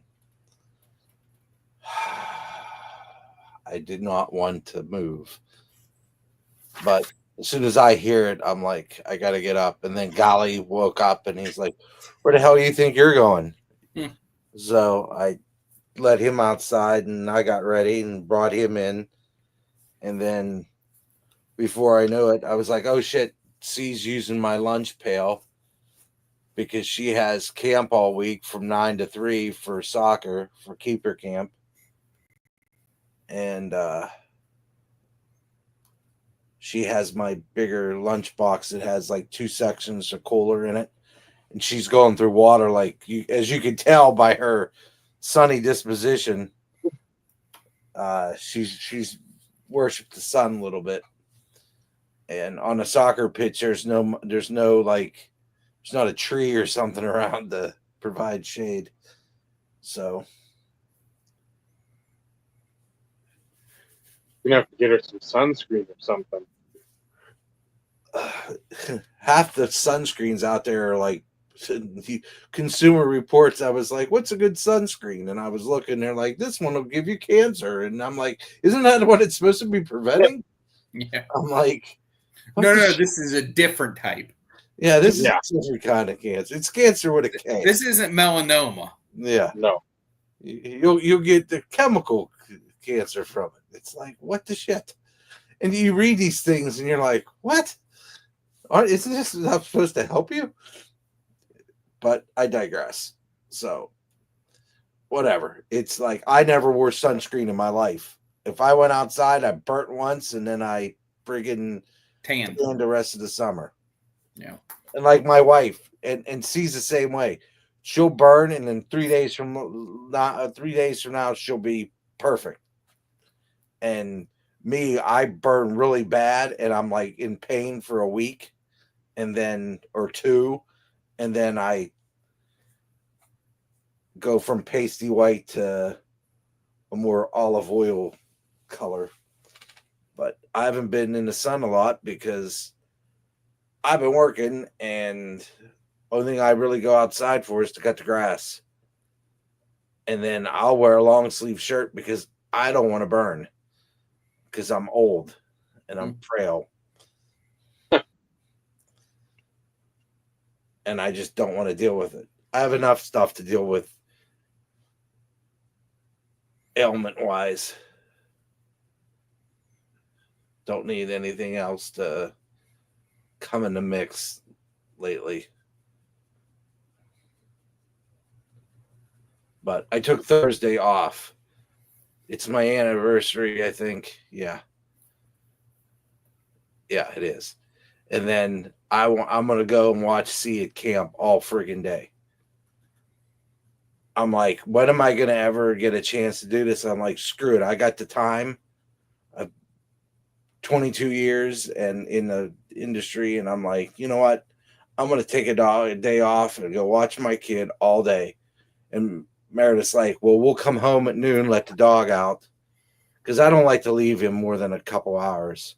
And it's close enough. We'll come back, grab lunch, go back out there and be back in time for when she gets to.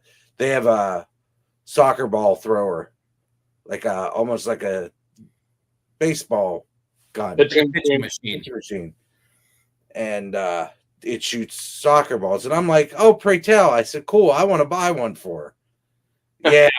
Yeah. No, you don't. Let me see. How much is a partial kidney going for these days? We talk about kidney cards allegedly, but yeah, those things are like the cheapest one was $2,000, and I'm like, yeah. My wife's like, go back to your original idea, trying to get her a ball from every league. Huh. Like I've been getting her. I got her. There's a indoor league down in Florida that one of the guys that used to play for the pro team here, he's playing keeper in, and he showed this ball, and I'm like, that's pretty good. And I went on Amazon, and well, it just happened to be 50% off on a size 5.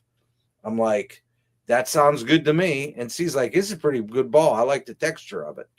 and it's pretty solid. We shot it around and passed with it, and it's pretty crisp. So I'll stick to that little thing. And Luka Modric went to AC Milan. So he left Real Madrid after 12 seasons. And I think he signed a 1-year deal with AC Milan.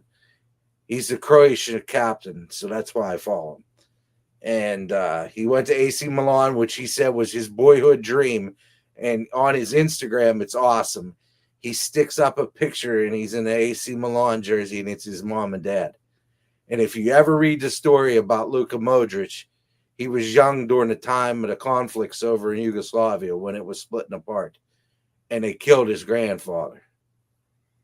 And his grandfather and him were everything. So he was in a hotel as a refugee, and he found a ball, and he's just, that ball and him became one.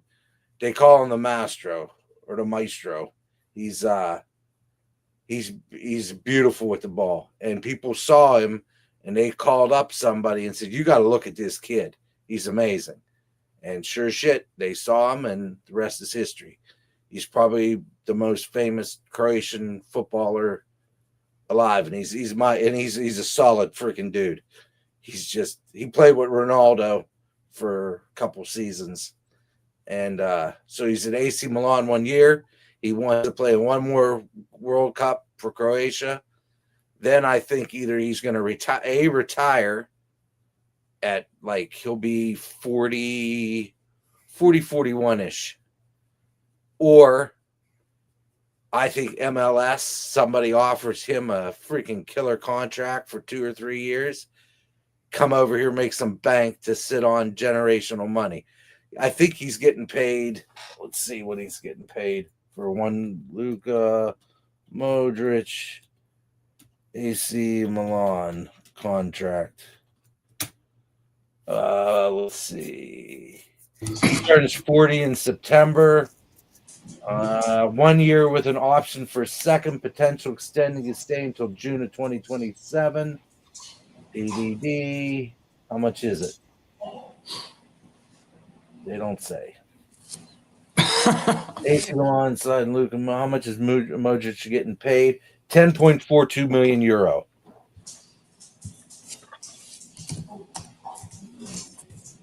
So he's making a nice chunk of change for this year. Yeah. Yeah, that's over 12 million US. Yeah. It's because the euro is less than the dollar's worth more right now than I think the euro. I think.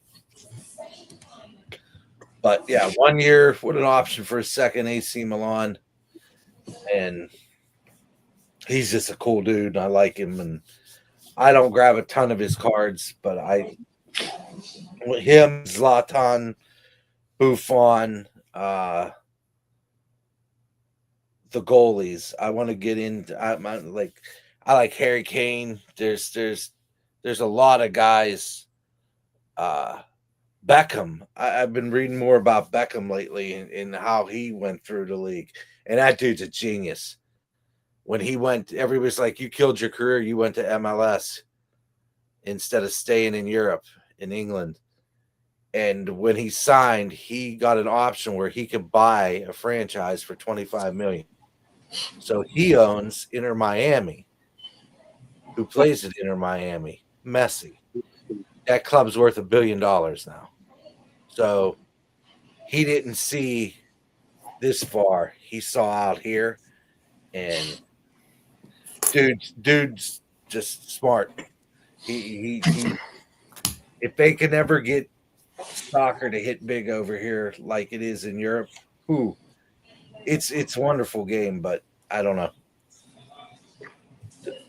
The stadiums were full in Texas, I'll tell you that, for this past, what is it, CONCACAF Cup? Yeah, CONCACAF. Yeah, CONCACAF. And then Sure. they had the women's CONCACAF's going on now. No, the women's, what's going on now? Maybe it's CONCACAF, and I think the Euros are going on now. there's so much soccer that goes on during. It's like the off season. So I assume if they were playing in Texas, were they playing in Frisco? I believe so. 70,000 people was at the Jerry's Dome. I like that. Well, Of no, all that- the things I watched, if- If they were playing at Jerry's World, that is not in Frisco. I was thinking they would be playing at the MLS stadium in Frisco. that could But be it doesn't hold 70,000 people. I could swear they said 70,000. So That to me would be definitely Jerry World.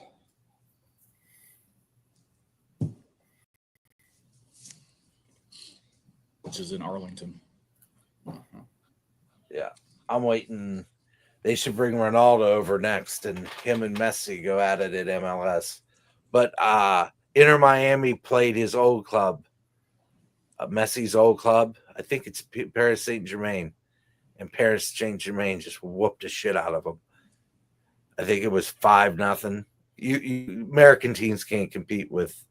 You could have short of Jesus on the other side of the out of the pitch, and the MLS or the European teams are just so different. What isn't Ronaldo playing over in like the Saudi Arabian? Yeah, They're he's paying playing him over- insane money.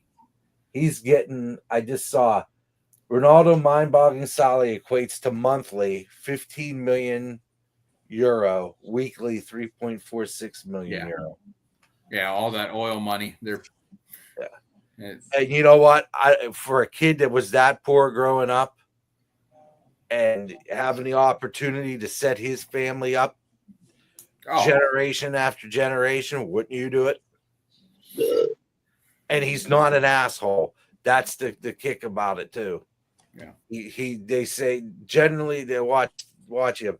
Like Zlatan Ibrahimovic, he'll tell you he's an asshole, but he's I like him. like you see, I love that guy. I like him. Abramovich is great. He's just they go, what did you get your wife for your anniversary? He goes, nothing. They go, why nothing? He goes, she has Zlatan. What? I'm like, okay. Do you remember when he signed with the MLS team out there in LA? Yeah. And LeBron sent him a jersey, Yeah. and he signed it and sent it back to LeBron. He goes, yeah. He goes, you do not send Zlatan a jersey through the mail. He goes, you bring Zlatan the jersey. Yeah. You brought it to me, I keep it. But he goes, he sent it in the mail. Yep. And So then he just took out, signed and sent it back. yeah, I think he took out an ad too. For wherever he was playing, LA Galaxy, wherever he was playing. I Yeah. can't remember. And he's like, "You're welcome. Zlatan is here."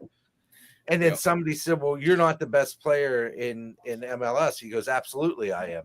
He goes, "Well, this guy has more goals than that." He goes, "How old is he?" He goes, 26, 27, maybe 28. He goes, "He's in his prime, isn't he?" He goes, "Yeah." He goes, "Where was Zlatan playing when he was 26 or 27 in Europe?"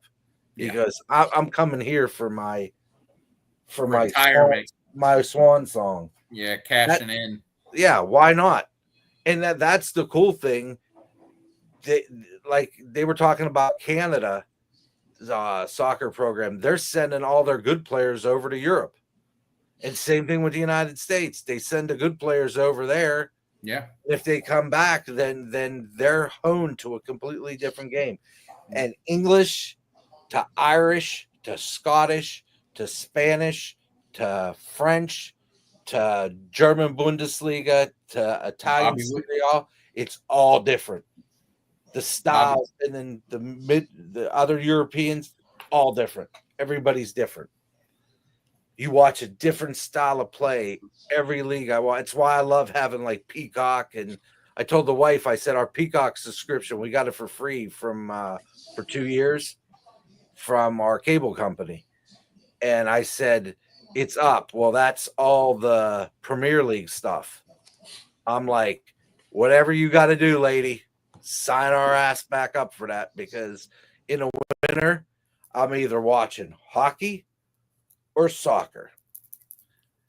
American football, I it doesn't do it for me anymore. And it's sad to say, I can't watch American basketball. Can't watch basketball for college anymore. Basketball's an awful game. It's just not the same. I like that 3-on-3 stuff. Did you ever watch that? Ice Cube's deal. Yeah. Yeah. That's Gervin was talking about it the other day. I think he's from Detroit. I can't think of his first name. Last name's Gervin. And he's like, he got into it and he's sponsoring teams and they're coming to Detroit again. And I'm like, that's good ball. They play defense, they'll bump each other, and that's great freaking basketball. And there's a lot of retired guys playing, which is even better. The guys we watched growing up. Mhm. How do you like that, and Dave? Is that orange and lemon lime? I like that one more than the cool blue and the fruit punch, even Yeah, though that one's like a Mr. Freeze or something. Yeah. Did not care for that one, but that one's not bad. What exactly is it? It's a mashup of flavors for Gatorade. Okay. Yeah, George Gervin. Thanks, Jeff. Yeah, George the Iceman Gervin. Yeah, Lemon, Gotcha. lime, and orange. I would try that. it's not bad. And they have a fruit punch. Did you try the fruit punch mixed with berry? That hits different than regular fruit punch. It's better. It's got like a little strawberry, raspberry ting to it. It ain't bad. Well, fruit Yeah, punch Gatorade always has a little aftertaste. Yeah. It's with like cool blue, which is their blue raspberry with it. So fruit punch, First time I tried, I'm like, I don't know. I like it, but it's an odd taste. Yeah. It's like the frost. I was into it for a while, and Meredith likes the wild cherry, the white one. And then there's the two blues. One blue's better than the other one. Then I'm like, I lost interest. Now I just like the whatever Glacier Freeze, the purple one. That's like my standard is. Glacier Freeze. I think Glacier Freeze is that light blue. Oh, is lighter. it? Yeah. Yeah. Whatever the purple, there's a lighter purple one, and then there's regular grape. Yep. Those are my go-tos. Yellow and then the white cherry. They were the ones I like. I like Lemon the lime. yellow too. I'm a lemon lime guy. Yeah, I like lemon lime. Yeah, usually I'll grab 2 bottles before the shift, or when I get there, put them in one of the pizza bunkers, and then by the time I'm done breaking down the pallet, in a good lather, I'll pop one open. It'll be nice and ice cold, and the other one I'll usually forget until about 4 hours later. Got a freeze pop. Yeah. Cool Blue's not bad too. What's the other one? Sour apple. See, there's another one too, and I can't think of what that is. It's like a green, but it's a different. It's not the apple. And I see it less and less. The one that they fucking shit the bed on that they got rid of was melon. Melon was a great flavor. Meredith liked that too. I drank it for a while, and then it's another taste that you're like into, and then suddenly nothing. Well, Really. now that we talked about our favorite Gatorades, maybe we'll talk about ice cream. The All-Star game has gotten very interesting. What's the score now? It's 6-5, top of the ninth, 2 outs. Bobby Witt just drove in Buxton with a double. But yeah, Stephen Kwan's up with 2 outs and a 1-2 count with Please, Bobby Witt. beloved, Bobby's please on let the third. National- Please let the National League win for once. That was my thing growing up. Is the National League ever going to friggin' win? We had all the pitching, but they had all the freaking blasters for the hitting.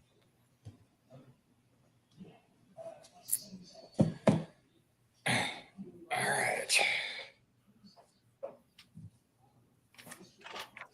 I Who actually, wants to go? I wants actually to do go have a first? list for this. Yeah.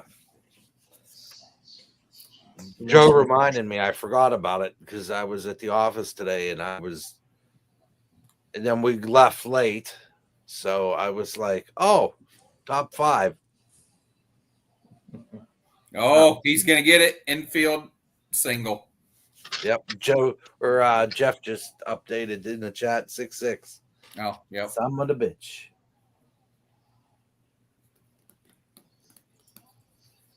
Before we get to the ice cream, what do you think of that Mizorowski being added to the All-Star game, and then I sour grapes that the fucking, again, I'm a Phillies fan, but Trey Turner, especially him, and then Schwarber was another one. and Castellanos, they were all 3 crying.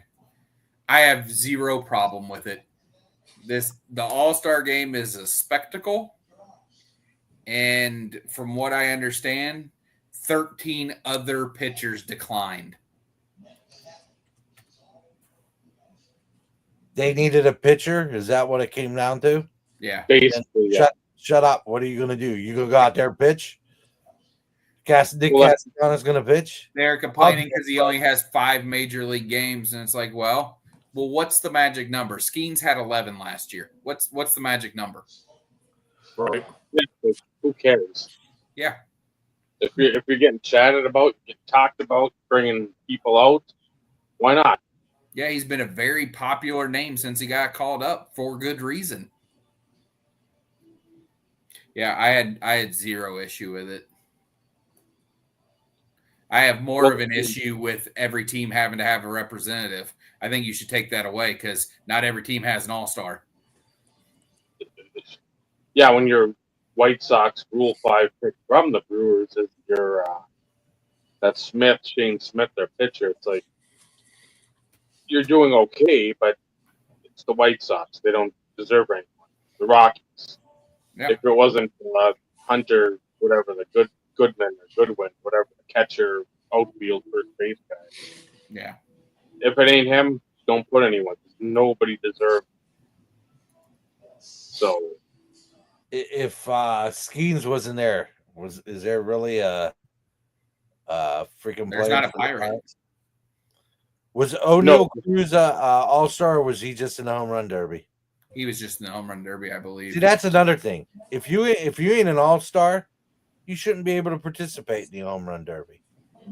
Yeah. It's the all-star home run derby. Have a separate one for. Yeah, they've been allowing it for several years now. Yeah, true. Mainly because a lot of guys don't want to participate in the home run derby. It's like the NBA dunk contest, not as bad, but pretty close. Let Yeah. Jose Canseco come back and hit in the home run derby. I would welcome it. Yeah. They need to solve this. Bonds, Sosa. McGuire. Yeah, McGuire, any of those guys. Bring them out And, there. and then when they're all done batting, say, okay, except Rafael Palmeira.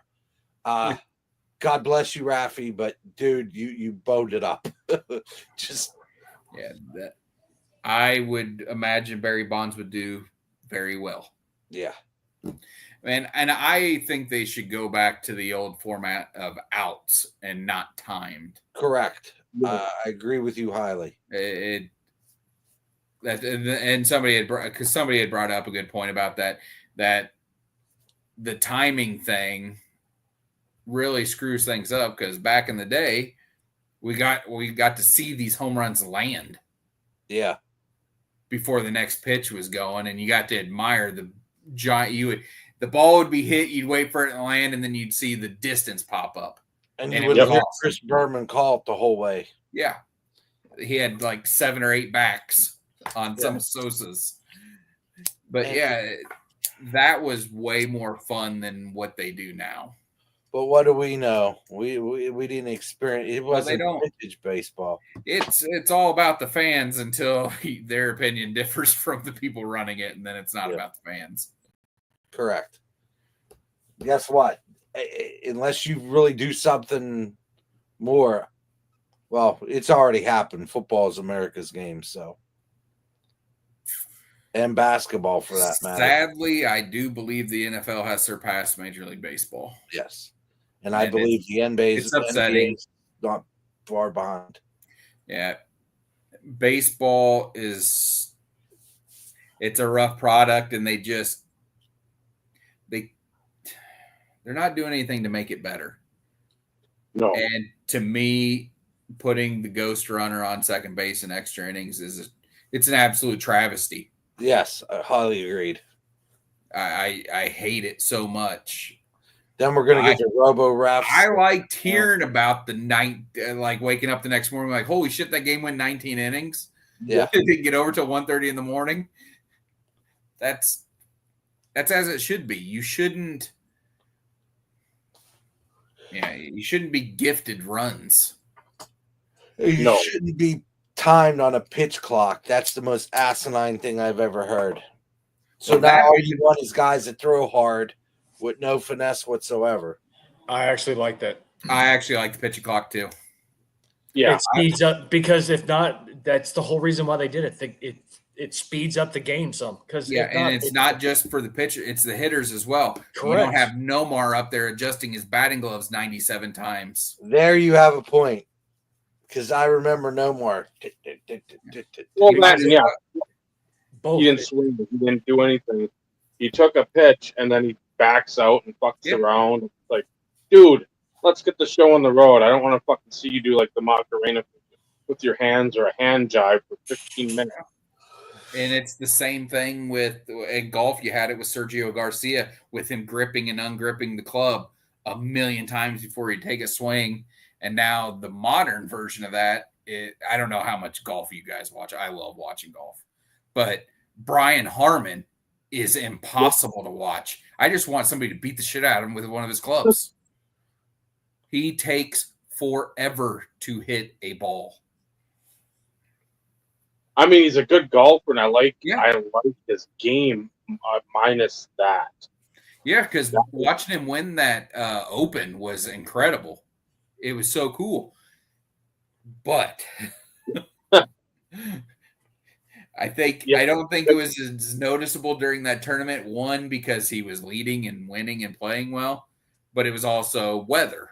You had wind and rain, so you kind of expected it. And then when you see he still plays that way in the sun, I would not want to be a playing partner with him. No. No, and I get where, especially in golf, if there's like a shot where the wind is horse shit. Mm-hmm. You're playing with some water. You're playing with a pretty significant hazard, yes, but a par 4, like 420, and it's dead center. That's straight. Yeah. What the fuck are you doing? Just hit the goddamn ball straight. Yeah. That's all you need. You know to do. the safe part of the green to hit it to, do it. Yeah. And then you see that tracker thing, and it's just like, I'm like, well, what the fuck are you doing? I do like watching John Daly.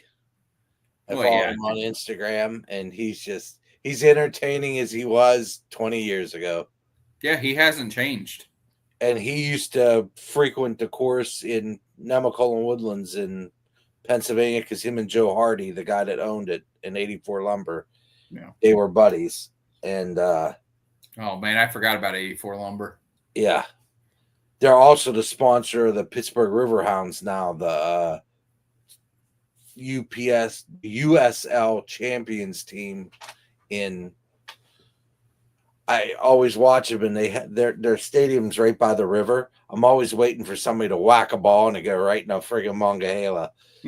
And I said that would be just cool. Their stadium's really nice. It's simple, it's quaint, and I'm like, that's all we need. 3,000 people for soccer in the United States to start. At the most 10,000. That's all you need. And it gets you in the door at that level, USL champions, because it's one level below MLS. It's a nice, quaint little stadium. I digress. Ice cream. Lieutenant Dan, Dave, ice cream. Start, Vinny. Honorable mention for my grandfather, butterscotch. Just short aside. And remember the Flintstone push-ups Yeah. and dreamsicles for my grandma. And then my number 5 is anything with caramel and like the nuts, the praline and all that stuff. I dig those. You must have missed the other part of this and What? brand. Oh, I didn't see It said it could be brand specific Oh, if necessary. Mine are all brand specific. no. I did it too, but I mean, I said it didn't matter. But I mean, if you have a specific one, it's like, man, I love Blue Bunny, whatever. I love Tillamook, whatever, Cedar Crest, or whatever. Again, I don't know what's down to the south for brands, but those are that stuff up here. So Tillamook, Oregon. So Okay, I'll say that real quick. Penn State Creamery in Pennsylvania, because they have a freaking college class, college study for ice cream making, and it's like world renowned. Jackson Farms ice cream, another little place back in my hometown, and Leeson's, which is down the road from me here in Michigan. Those are all mom and pop type places, and they're the best. Moving on. No Mike. more honorable mentions, straight through. Number 5 for me, I have 2 because I only have 6 that I really like. So I just decided to put these 2 together. They're both Dairy Queen, and that is the simple cherry dipped cone. I love it. That wild cherry dip tastes phenomenal. And then the other thing from there is the Royal Rocky Road Blizzard with extra peanuts. That Royal is the ones where they put the core of vinegar. Oh. There's the core in the middle. Well, the Royal Rocky Road, the core is marshmallow cream. Ooh, And That's it is so damn good. I was gonna say, is that almost like what's the freaking bar? You know, it's like a pound of ice cream and then it's covered in chocolate, caramel, and they have it. It's at Dairy Queen. What the hell are those? peanut things? butter Oh, parfait. yeah, peanut butter Yeah. parfait. Yeah, but on a stick. Those That- things are always good. Okay. That's my number 5 is Dairy Queen. That'd be okay if I like marshmallow in my ice cream.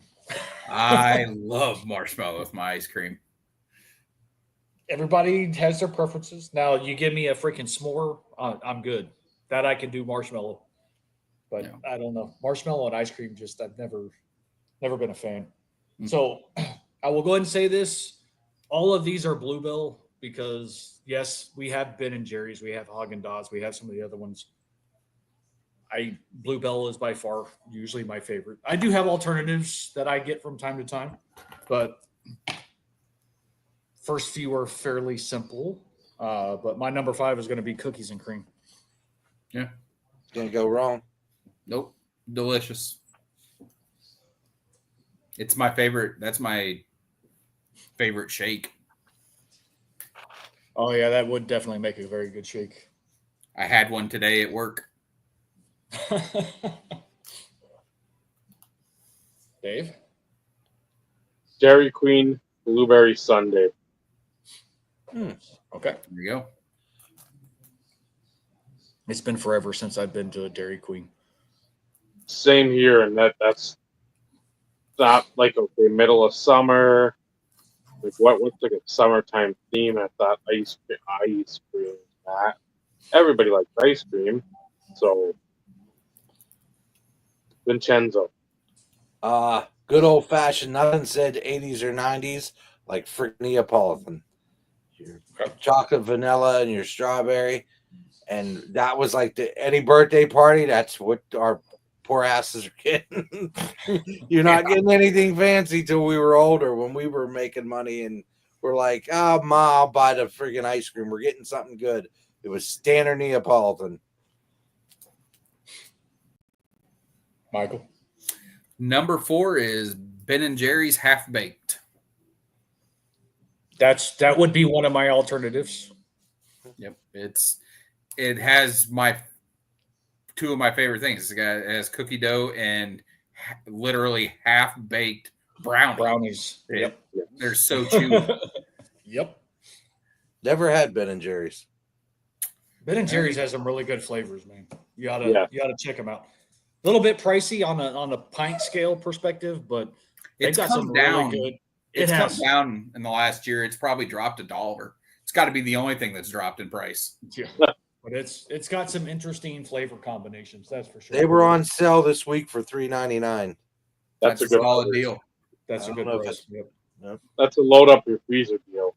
Yeah, right. Because I think Walmart, they run right around $4.79 now, or $4.69, something like that. It was either that or Haagen-Dazs. One was $3.99, one was $4.99. So I'm thinking the Haagen-Dazs is probably the $4.99. So, number 4 on my list, another. To me, it's more like these are staples, but mint chocolate chip.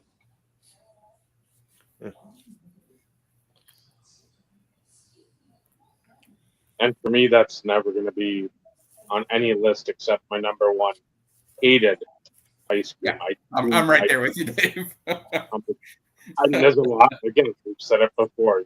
Like what you like, we're all going to be. I just never have bought into that. I've tried multiple just because, you go try it. Okay. And that's like, I don't like it. It doesn't work. I like mint with gum, mint and like mouthwash. I like mint and like lifesavers. But mint and ice cream, I just never have. Never been friends. Real quick, the All-Star game is now decided by home runs. They're doing home run derby. Really? What? Yes, it is.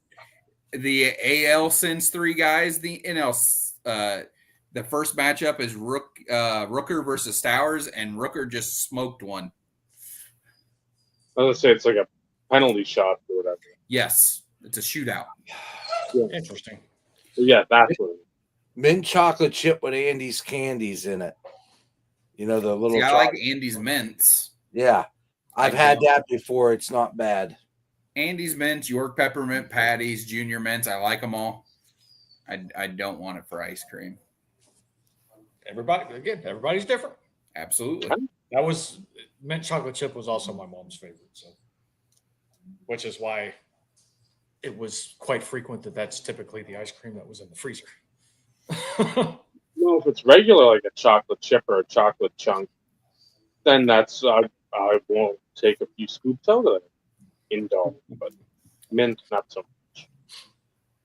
Rooker hit 2. Which isn't a shot. No, he actually hit a 3-run homer in the actual game as well. 4 for me is Ben and Jerry's Cherry Garcia. Classic.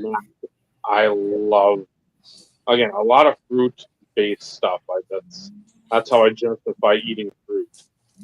What do they call it? I can't do fruit and ice cream. White House cherry. You're not gonna like any of mine that are left. Well, number 1 and 2 anyway. Well, again, it's one of those in which I don't attribute fruit being with sweet when it comes to ice cream. Like that, those don't jive in my mind. But again, everybody's different. Some people like the whole sweet and salty thing. I don't get that either. Yeah. It depends on what it is. Sometimes it's like a Chex mix. There's a couple different Chex mixes that are sweet and salty. I'm like, I don't mind them, but it's not something that's a regular snack. Stowers just smoked one. Fuck, he had a massive game Sunday. Was it? 5 for 5, 3 homers, 6 ribbies. Holy shit! Because I had no idea. I'm like, I hope I started him. Didn't. Each guy gets 3 swings. Stowers got 1 homer, and Rooker got 2.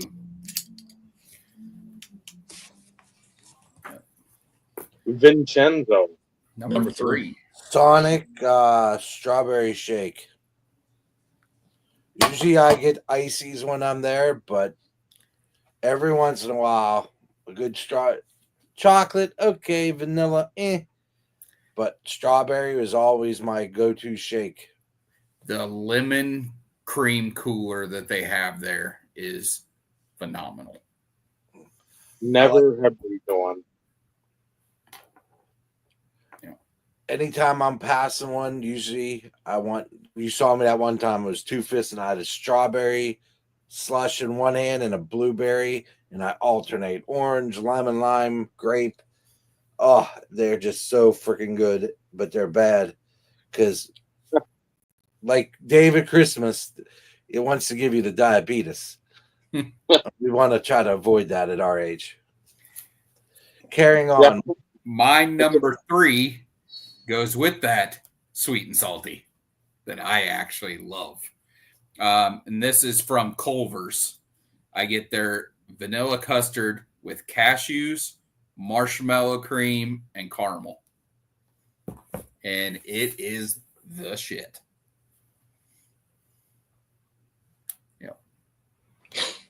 Can't do it.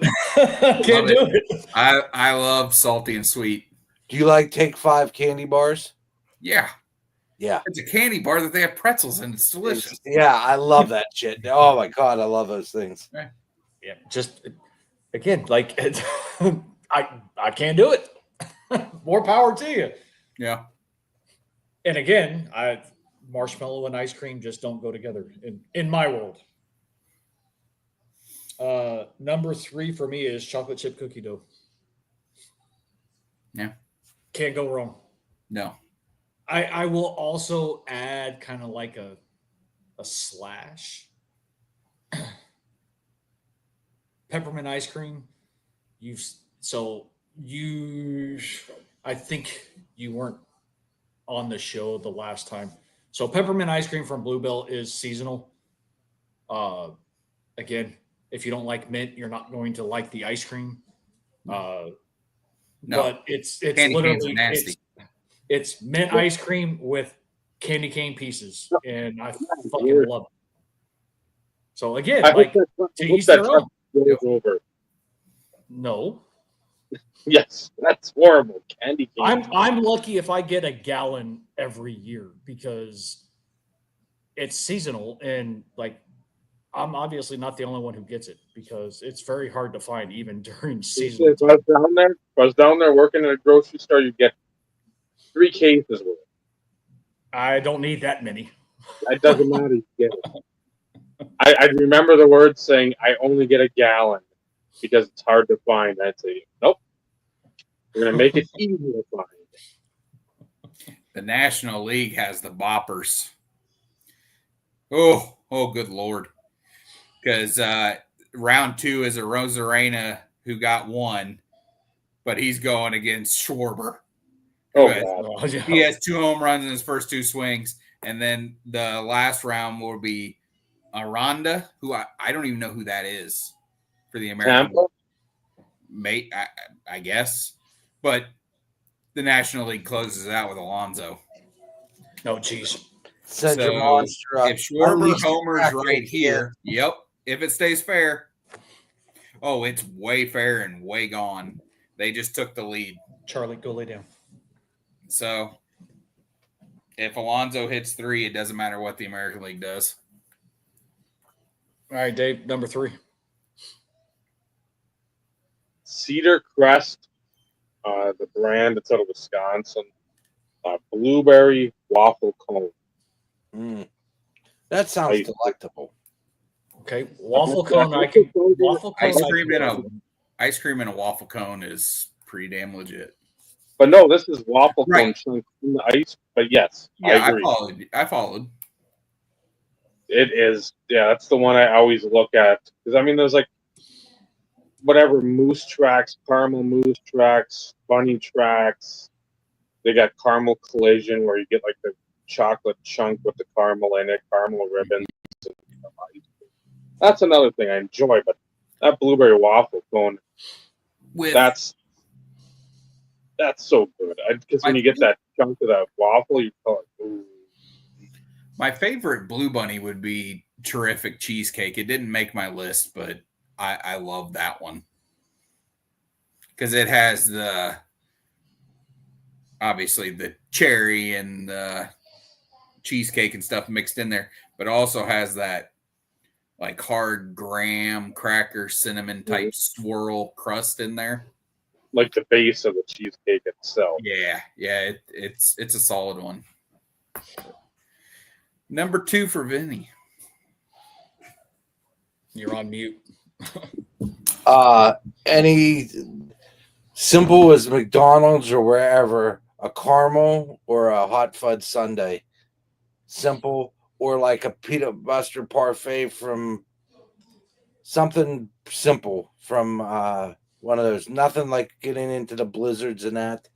Just a lot of caramel, a lot of hot fudge, and there's some peanuts or some walnuts in there every once in a while. Pecans. A good old sundae. Michael. Okay, number 2 for me. In my hometown of Ottumwa, there's a little tiny shop. A little tiny place has been open forever. It's called Graham's. It's a family-run place, but they have certain flavors that they bring out that they have every year, and you can only get them for it's like 10 days. 10 days at a time. It'll be a 10-day run. They have an orange pineapple, which I'm not a pineapple person. However, the orange pineapple combo that they sell tastes exactly like Dreamsicle. And it is so good. And I order it as a crunch cone. I think that's a Midwest thing with the crunch. It's just different pieces of, I don't know if it's like toffee and sprinkles and peanuts and all kinds of stuff. But I always get a crunch cone version of that, but I haven't put it in a cup because even a medium's like the ice cream part is this tall. Oh, okay. So it's quite a bit. Yeah. It's all, and it's a, like I said, it's a family run place and their business itself is seasonal. They shut down in the winter and they go live in Florida. Okay. So, but yeah, little tiny place has been around for, it's got to be around 100 years. That's cool. So I unfortunately missed it when I went up to Iowa last month. I missed it by a week. Darn. That sucks. Yeah, I was pretty sad because they only do it once a year. It's like, damn it. Yeah, that's number 2.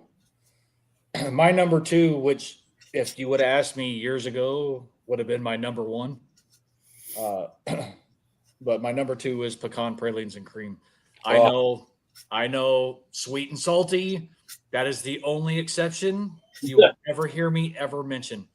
And a lot of it has to do it has to do with the caramel. Yep. Caramel. God, do I love caramel. Yep. So that was my grandmother's favorite ice cream. Anytime we went to Baskin Robbins, that's what she got. I started getting it. My birthday ice cream cakes were made with pecan pralines and cream ice cream. So again, like if you would have asked me years ago, that would have been number 1. But it's now my number 2. Still haven't had a Baskin Robbins in all these years. Make sure you actually go to a legit Baskin Robbins, not to one that's in a Dunkin' Donuts. No, we have several of them. There's usually a couple. There's a couple of them right next to a bunch of. We have a ton of Cold Stones too that are usually attached to Tim Hortons. Well, the reason why I say if you go to the Baskin Robbins and a Dunkin' Donuts, you're not getting 31 flavors. No. You're only getting, I think, like 16. So make sure you go to just a straight Baskin Robbins. That's the only way you're going to get the option of the 31 flavors. Yep. And it's actually now like 34, I think. So, Dave, number 2 for you. Tillamook malted milkshake. That sounds really good. It is like chocolate chunks are in there. Ice cream. That ice cream legit tastes like a milkshake. I don't know what they've done to perfect it, but it is, and you'll see by my number one when it comes out. Milkshakes are my favorite things in the ice cream world. I can, if possible, I could probably eat 2 or 3 a day. I mean, I love just most of the time plain or some sort of berry milkshake. But this with there's no there's no strawberry or no mixed berry one that they make. If they made that, I don't know if you'd see me again. It'd probably be in the hospital with amputation. Because I'd just be too big from the diabetes. I mean, it is so fucking good. You try to eat just like, okay. If you're ever around here again, there's 2 places I'm going to take you. There's a place called Goody Steak Burgers. Okay. And their shakes are incredible. Their menu, almost everything is fried, so it's good. I'm trying to think if we went, Tristan and I, we went somewhere. And it was on like the corner of one of the roads when you start getting over by the mall that had like I think the JC Penney. Oh, you guys, you say, did you go to Freddy's? Maybe. It's a real small, it looks sort of run down, older looking from like the 50s or 60s sort of establishment. No, that's where you went. You went to Goody's. Because that might have been the thing you had said. You got to do that. And it's like, yeah, Goody's. You probably went there. It was next to a Walgreens, and that it's at the big intersection. Yep. Okay, well then you've been there. Did you get a shake when you were there? Well, I'm assuming so, because if you told us to go there, I'm not going to go against your word. Well, I probably said the same thing to you down there. Like, I love milkshakes. Now, but, there's a place that I've been going to for years with my mom since I was a kid, and it's in Cole Camp, which is about 25 minutes or so away, and it's called the Dairy Bar, and it's a tiny little place. It's been there forever, and that's my favorite place to go to get a shake. I get shakes, and they specialize in tenderloins, fried tenderloins. And it's one of the few places where I will order one because I shouldn't say a few places, but because Missouri has a ton of great places for fried tenderloin sandwiches. But yeah, the Dairy Bar in Cole Camp, that place will always be special. All right, Vincenzo, number 1. Half and half, vanilla, half chocolate, soft serve in a waffle cone with the little chocolate thing at the bottom.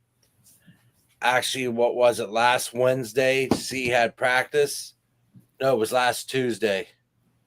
And my wife's like, I feel like ice cream. And then they decided not to get it because Cece's like, yeah, I don't want ice cream either. We're there. So my fat ass went in and I got, that was my dinner. Leeson's down the street, probably like a mile or 2 from my house. Went in there, it paid $7.50, and I got a large. I didn't get an extra large, a large. Some bitch was this high, and there was like a pound of ice cream on that waffle cone, and that was my dinner, and it was delectable. Hell yes. Friggin' delectable. Just simple half chocolate, half vanilla cone, waffle cone. You're so boring, Vinny. You're so boring.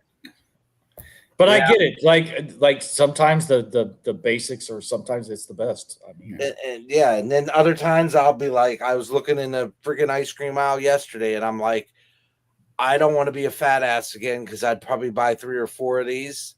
The old cups we used to get in school, remember? It was just vanilla ice cream with the chocolate. I was gonna buy a whole freaking container, but the bad thing is I ate what I ate. Cease don't eat chocolate. Mary's like, I don't like those. And then what would my fat ass do? You'd eat them all for yourself. My grandfather would said, no, son, don't you go let them go to waste. And I'd have to listen to Grandpa. And that's my problem. And my grandma, you can't let that food go to waste. Correct. That's why I always with leftovers.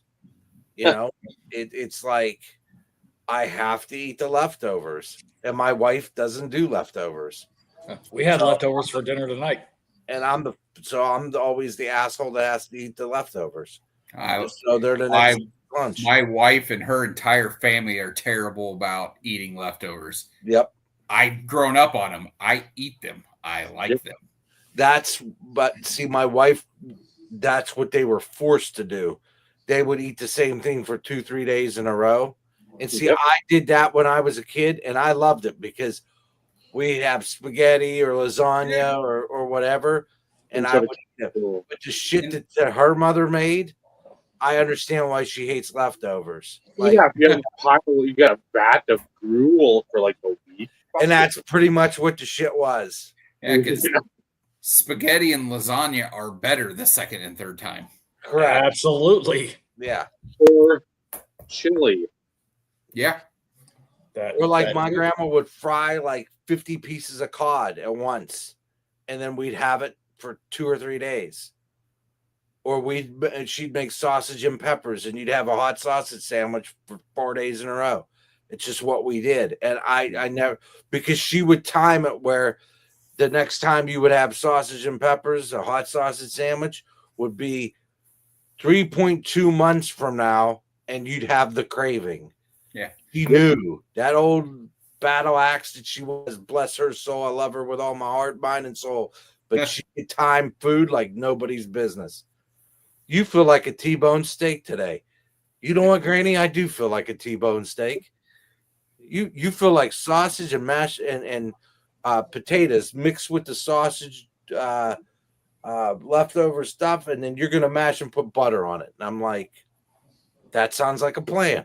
Yep. And I was simple. Granny said I wanted it, and gosh damn it, I did, and I ate it.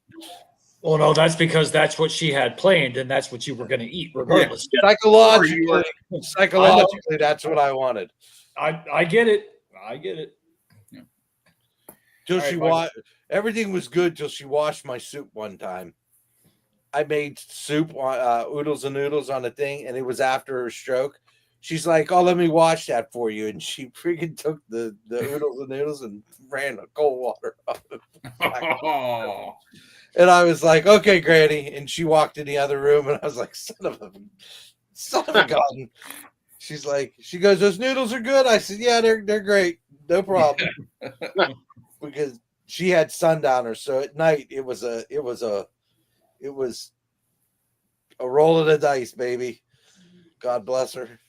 But yeah, she watched Meredith just sit there laughing her ass off. She's on the phone with me. She goes, "What'd she do?" I said, "She just washed my soup." Okay, my number one is, I don't know that they make it anymore. It was a Baskin and Robbins flavor I remember having as a kid. I love it. It was called For Heaven's Cake. And it was a strawberry ice cream with strawberries in it, but it also had chunks of angel food cake in it. Okay. And I loved it. It was very, very good. So when was the last time you went to a Baskin Robbins to even check? Just curious. Forever? 20 years. There is a Baskin Robbins in Sedalia. So so we usually don't go to the standalone only because it's up the road and around the corner. We have one that's in a Baskin Robbins that's like a mile up the road, which is typically where we will go if we want Baskin Robbins. If you'll send me that on IG, next time we go to the standalone, I'll check to see if they still have it. Because it should be universal. It should be universal. Any Baskin Robbins location should have it. If the one here has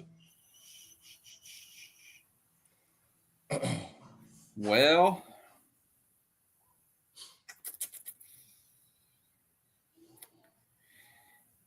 I'm not finding it on the Google. Okay. I'll still look if you'll send me the name Yeah. of it. I'll Yeah. still look. Yeah, and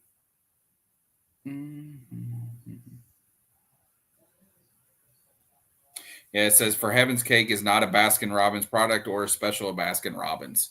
That's according to the AI on Google. So they must not have it anymore. But yeah, it was called For Heaven's Cake. And angel food cake and ice cream is a hell of a combo. All right. So now my number one, only because it's a new Bluebell flavor, and I wish they would make it all the time. It's called chocolate and peanut butter overload. Overload. So it is chocolate ice cream with minor peanut butter swirls and mini peanut butter cups. And if anybody knows me, I love peanut butter cups. Just thinking about that makes me want a gallon of milk. And it's and the topper, it's also got peanut butter cookie dough in it. Yeah, I'm sure it's delicious. It's got to be so rich. Oh, very, very. Yeah, But I don't give a shit. yeah. I get it. I'll buy a pint and I will eat the fucking. I was gonna say I don't think you could do it in a gallon or a quart. A pint I could eat on, whereas if I buy Ben and Jerry's pint, I no longer need the lid when I open it because I'm going That's to what eat I the do. whole thing. Correct. Yep, that's me. But that right there, I would say would probably be too rich for me to get through it in one sitting. Oh, you'd find a way. Yeah, Because I thought the same thing, and I'm like, man, this shit is just so fucking good. No, I can't. Yeah. I can't stop. I can't stop. If I can find it, I'll get a gallon on occasion because my kiddo will eat it too. But Yeah. I have to pace myself because I could literally eat multiple bowls of that in a day and eat nothing else yeah. because like it's the right combination. It's so fucking good. And I haven't seen it yet so far. It needs to come back because I've been craving it. Dave? Number one, it can be either one of these flavors. It really doesn't matter to me. You get the malt mix in the canister, bring it home. Strawberry or vanilla malt. Right in a blender. I don't care. It literally does not matter. I'm not a chocolate ice cream fan, so when you were saying all that other stuff about whatever you just said, peanut butter cups and cookie dough, that I'd be snagging for like 2 days. Just because that chocolate ice cream does that to me. Again, if I went through an allergy test, I know those friends have popped up in the last 4 or 5 years, like the chocolate, peanut butter, because I try to eat peanut butter cups, I get the hives. I'm like, I know something's going on. I don't care though. I love Reese's Pieces, as you know, because you're the recipient of various seasonal ones. But yeah, if there wants to be a fruit, put fruit in there, like smoothies, any of that type of stuff. It just, especially if it's fucking hot out, I'm all about it. Get one for lunch. I need one for like a mid-afternoon snack at like 1, maybe a little later mid-afternoon snack at 2, maybe a mid-afternoon snack around 3-ish, a pre-dinner treat at like 4:30, and then one with dinner at like 5:30 or 6. I'd be good every day with that. So I love malts, because I mean that was like the thing as a kid that we had. Malted milkshakes. Just get the shitty I whatever fucking low end ice cream, the big gallon, the tub. Most of the time, I don't know, we get Temps or Blue Bunny. I'm sure it was like Our Family or whatever store brand at the time, value choice, and then yeah, just load it up. It didn't matter because then you were just mixing shit. Yeah. Like, oh man, this has to be the best of the best. No, put the powder in there, put this in there. Oh, I'm not a fan of malt. However, like a Frosty from Wendy's, I can have one of those, but I have to order fries to dip it in it to eat it. I don't like malt. Like I don't like Whoppers. And yeah. One of my mom's favorite things is Whoppers, but she also likes like the specialty candy stores that make their own big, huge malt balls and everything. Oh, She likes those. They are not my thing. So something that I didn't add to my list, even as an honorable mention, because I'd mentioned it before, and I've only had one, and I really liked it, but it's one of those until I have multiple, I can't really add it to my list. Okay. And I've mentioned this again previously. You didn't care much for it because it's not on your list of things that you like. I love banana pudding, and Whataburger has a banana pudding shake, and it is phenomenal. But again, not on my list because I've only had it once, and I didn't feel it was right to put it on my top 5 when I've only had it once, even though it was really fucking good. Yeah. One that I didn't mention, and because it's just been in recent years that it's come out, but I didn't try it the first year or so, but I tried it this past year, and that was the Little Debbie Christmas tree cake ice cream. It is. I've been wanting to try it. Do it. It's good. It is actually good. I've only seen it once, and like it sells out pretty quick. And I figured it probably does. But I've seen it once, and I was like, that sounds really good, but man, I can only buy it in a gallon because I couldn't. Oh no, they sell it in pints. I couldn't find it in pints. Gotcha. That was the thing. I only saw it in the gallon. And gallons of ice cream, $8, $9 or whatever the fuck. Yeah, it's a lot. Nowadays. So it's like I don't want to buy something and have it go to waste. Yeah, I would eat it. I would finish it because I'm not throwing away freaking ice cream. That's just not how we roll. Yeah. But I'm gonna have to. I'll pay more attention and see if maybe it's I'll get worth it. I was skeptical because I eat my body weight in Christmas tree cakes every year. Holiday time. Good. They're good. So I was worried that I was going to get the ice cream and it was going to suck. Of course. But it doesn't. It's actually good. Yeah, you kind of set your mind at like interesting combination. I don't want to set my expectations too high. Yeah. How are they going to get this flavor into ice cream? How are they going to replicate it? Yep. And they mixed up the right amount of cancer chemicals to get it just right. Just like the cake. So, well, I'm sure at least Dave and you remember, I used to drink Dr. Pepper like fucking water. That's probably a bad analogy because the only reason why I said it is because I drink a shitload of water now. Yeah. But I used to drink a shitload of Dr. Pepper. And my kid wanted to try the Dr. Pepper float ice cream by Bluebell. Not half bad. Yeah. It's a different, you don't get the full Dr. Pepper flavor because like how can you really get that unless you're making the ice cream with Dr. Pepper? And I don't quite know how that would really work. But if you like Dr. Pepper or if you like Dr. Pepper floats, it's pretty close. It's pretty close. Yeah. Alicia and I, last year, we bought vanilla ice cream because we wanted floats. So we bought vanilla ice cream and she's not a big fan of root beer. Okay. So we bought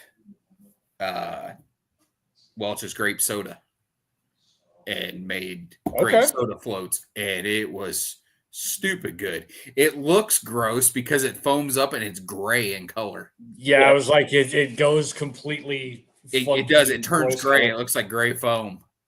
Tastes so good. Super good. I Yeah, could I've do had it. Coke floats. I've had like the A&W floats. A&W float from an A&W, for whatever reason, tastes like a million times better than you. Then you can make yourself. Yeah, I don't get the fucking shit, but I'm like, I've had grape soda floats. That's good. The orange, same thing there. That's like a dreamsicle. Yep. There's a lot. I've never had the Dr. Pepper. That's again, I've But never. if you been don't a like Dr. huge- Pepper, you're not like. There's no point. Yeah. I don't. It's not that I don't like it. It's just not. When I look at like the options for a soda, I'm like, that's not even something that's really on the radar. Usually, it's probably Baja Blast 1 through 40. Like Wild Cherry Pepsi's like somewhere in there, Cherry Coke somewhere.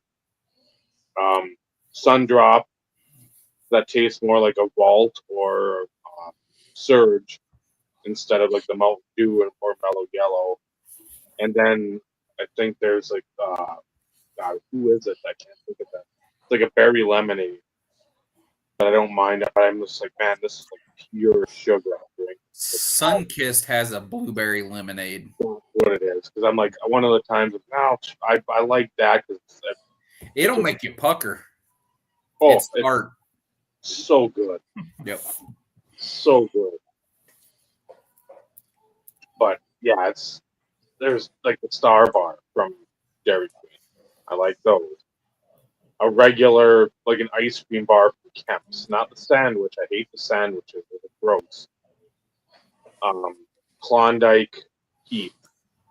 I love the Heath ones. Those are so good. We got Prairie Farms up here. I don't know if you guys got that for your dairy down there at all. We do. They've got like it's like an English toffee bar, and it's like the Klondike Heath bar. Oh, you can just sit there and fucking gorge yourself on them. There's an ice cream brand that they sell at Walmart down here called Turkey Hill. And they've got a chocolate marshmallow that I really like. See, I don't I don't usually go outside of like the Ben and Jerry's, Haagen-Dazs, Bluebell. I see a lot of I see Blue Bunny, I see, some of the other ones. Probably Kemp's is down there as well. It's a national. Blue Bunny's hard to beat because it's the ice cream that's easy to scoop out. It's never frozen solid. Correct. Yeah, That was always the big plus. And if I'm not mistaken, it's of course on the cheaper side too, if I'm not mistaken. And they've got Comparative. like the stuff that's sort of like the Dairy Queen, like the soft serve. yes. Like a Blue Bunny soft where it's vanilla, mint chocolate chip, peanut butter something. There's a sea salt caramel and something else. Well, that was another one I was going to bring up, and it was expensive, and they still have it, but they changed the way they do it. Was a brand called Talenti, which is Oh, yep, in the plastic container. They're in the Yes. plastic container. Yep. the sea salt and caramel is one of the best things I've ever had in my life, and it had little caramel filled chocolate candies mixed in it. Okay. But they had those for years, and I loved them. And then for whatever reason, they started doing the Walmart here only has like 4 or 5 of these things, but they're all layers where it's all like different separated things. They don't have Really? any of the solid containers anymore. I haven't noticed that. Pacific pistachio. There's a like Mediterranean vanilla bean.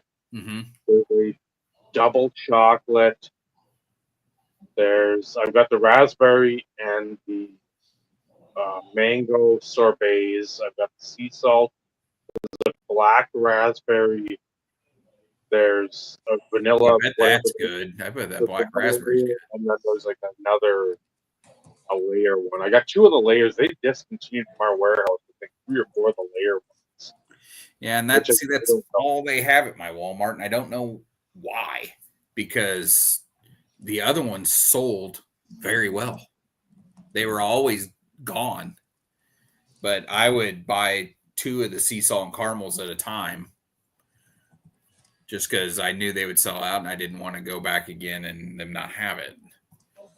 But I really like that stuff. But it was on the expensive side. It cost just as much or a little bit more than Ben and Jerry's did.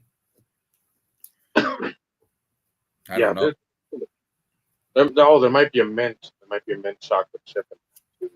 Yeah.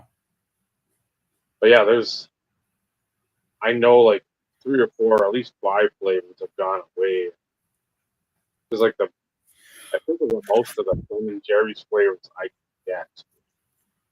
I think I got the Chunky Monkey. There's a pistachio something, half baked. Like there's a Vermonster, Mm-hmm. Netflix and Chill, American Dream. And again, I'm going like Jimmy Fallon's was really popular. that one. I like his no, the Tonight Dough. The Tonight Dough.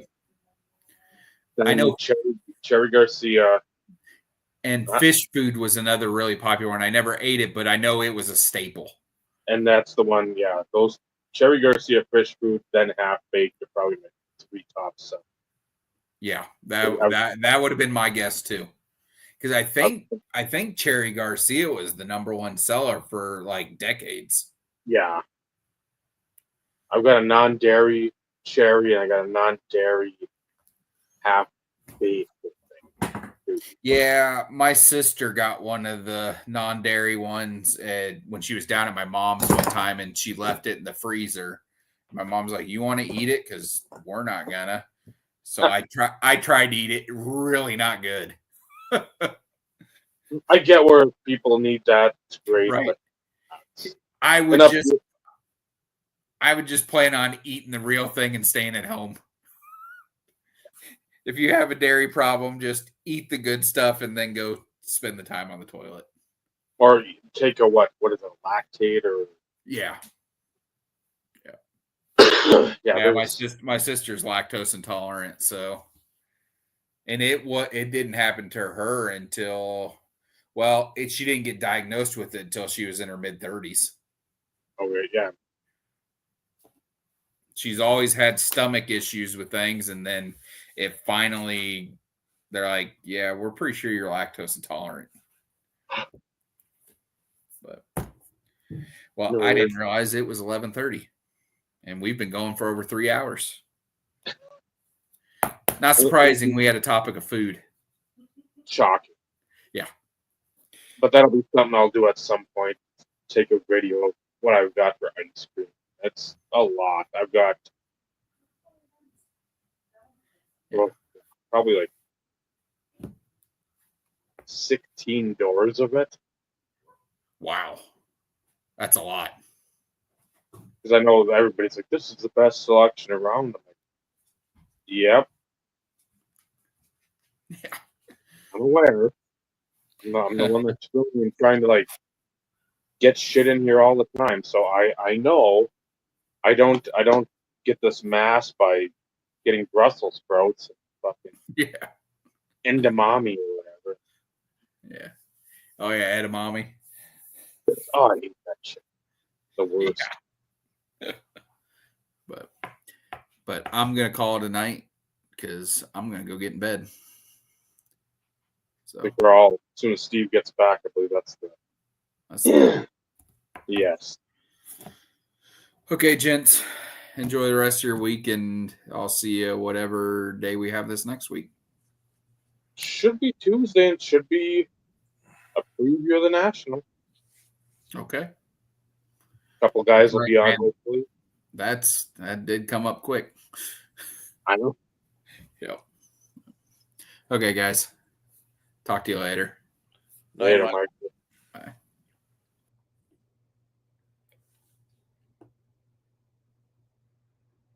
Oh.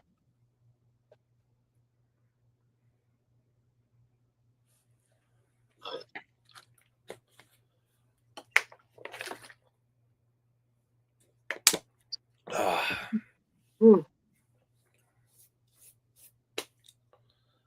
Yep. Oh. I'm trying to think there's some other kind of ice cream too and I haven't tried any of them. I'll have to do that. 'Cause there's like what the hell is it called? Like a Black Forest something. Then there's like 5 or 6 that are there. A pineapple, the pineapple upside down. Prairie Farms has that. Sounds good. Freaking good. I wish there was more chunks of pineapple. Cake was a little better. It's pretty mundane on that end.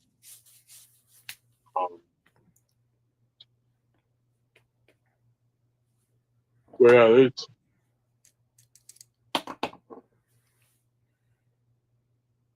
there's a lot of ice Bridgmans, which nobody said. I know it was more around here, but that was some good ice cream. I got that at the store too.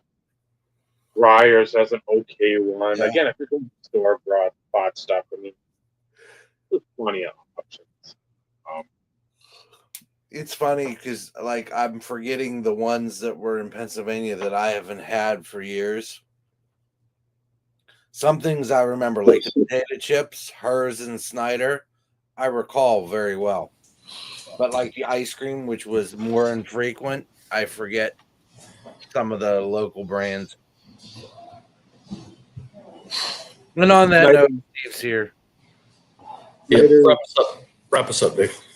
Snyder's pretzel chunk, either the ranch or the cheddar, toxically addictive. So, that. Thanks for watching. Thanks for commenting. Don't bid up your friends, or don't bid up the people you say that you're friends, and then just claim, well, it's all fair in love and war. Huh. So is you crossing the street, not in a crosswalk, and me driving. Whoops. Oh, hashtag allegedly.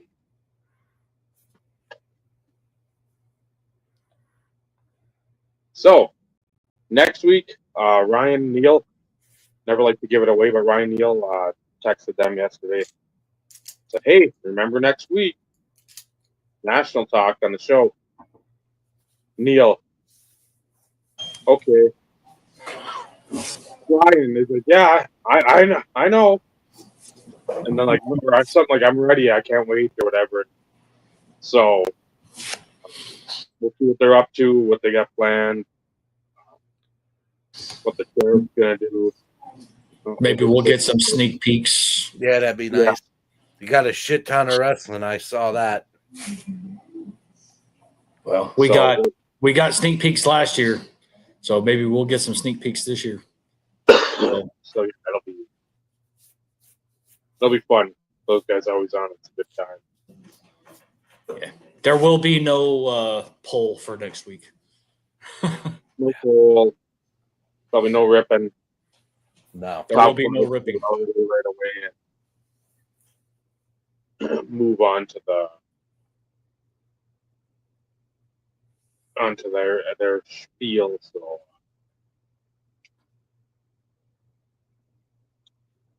So, with that in mind, set your alarms for 8:05 next Tuesday night, and hopefully there'll be more news from the ranch, because I mean that place is as popular as the White House. So, for Michael, for Vincenzo, for Steve, and Dave, it's been the IRP. Remember, collecting cards is a wonderful hobby, but bidding up your friends, that's what really matters. Good night, everyone. Good night, everybody. Yeehaw.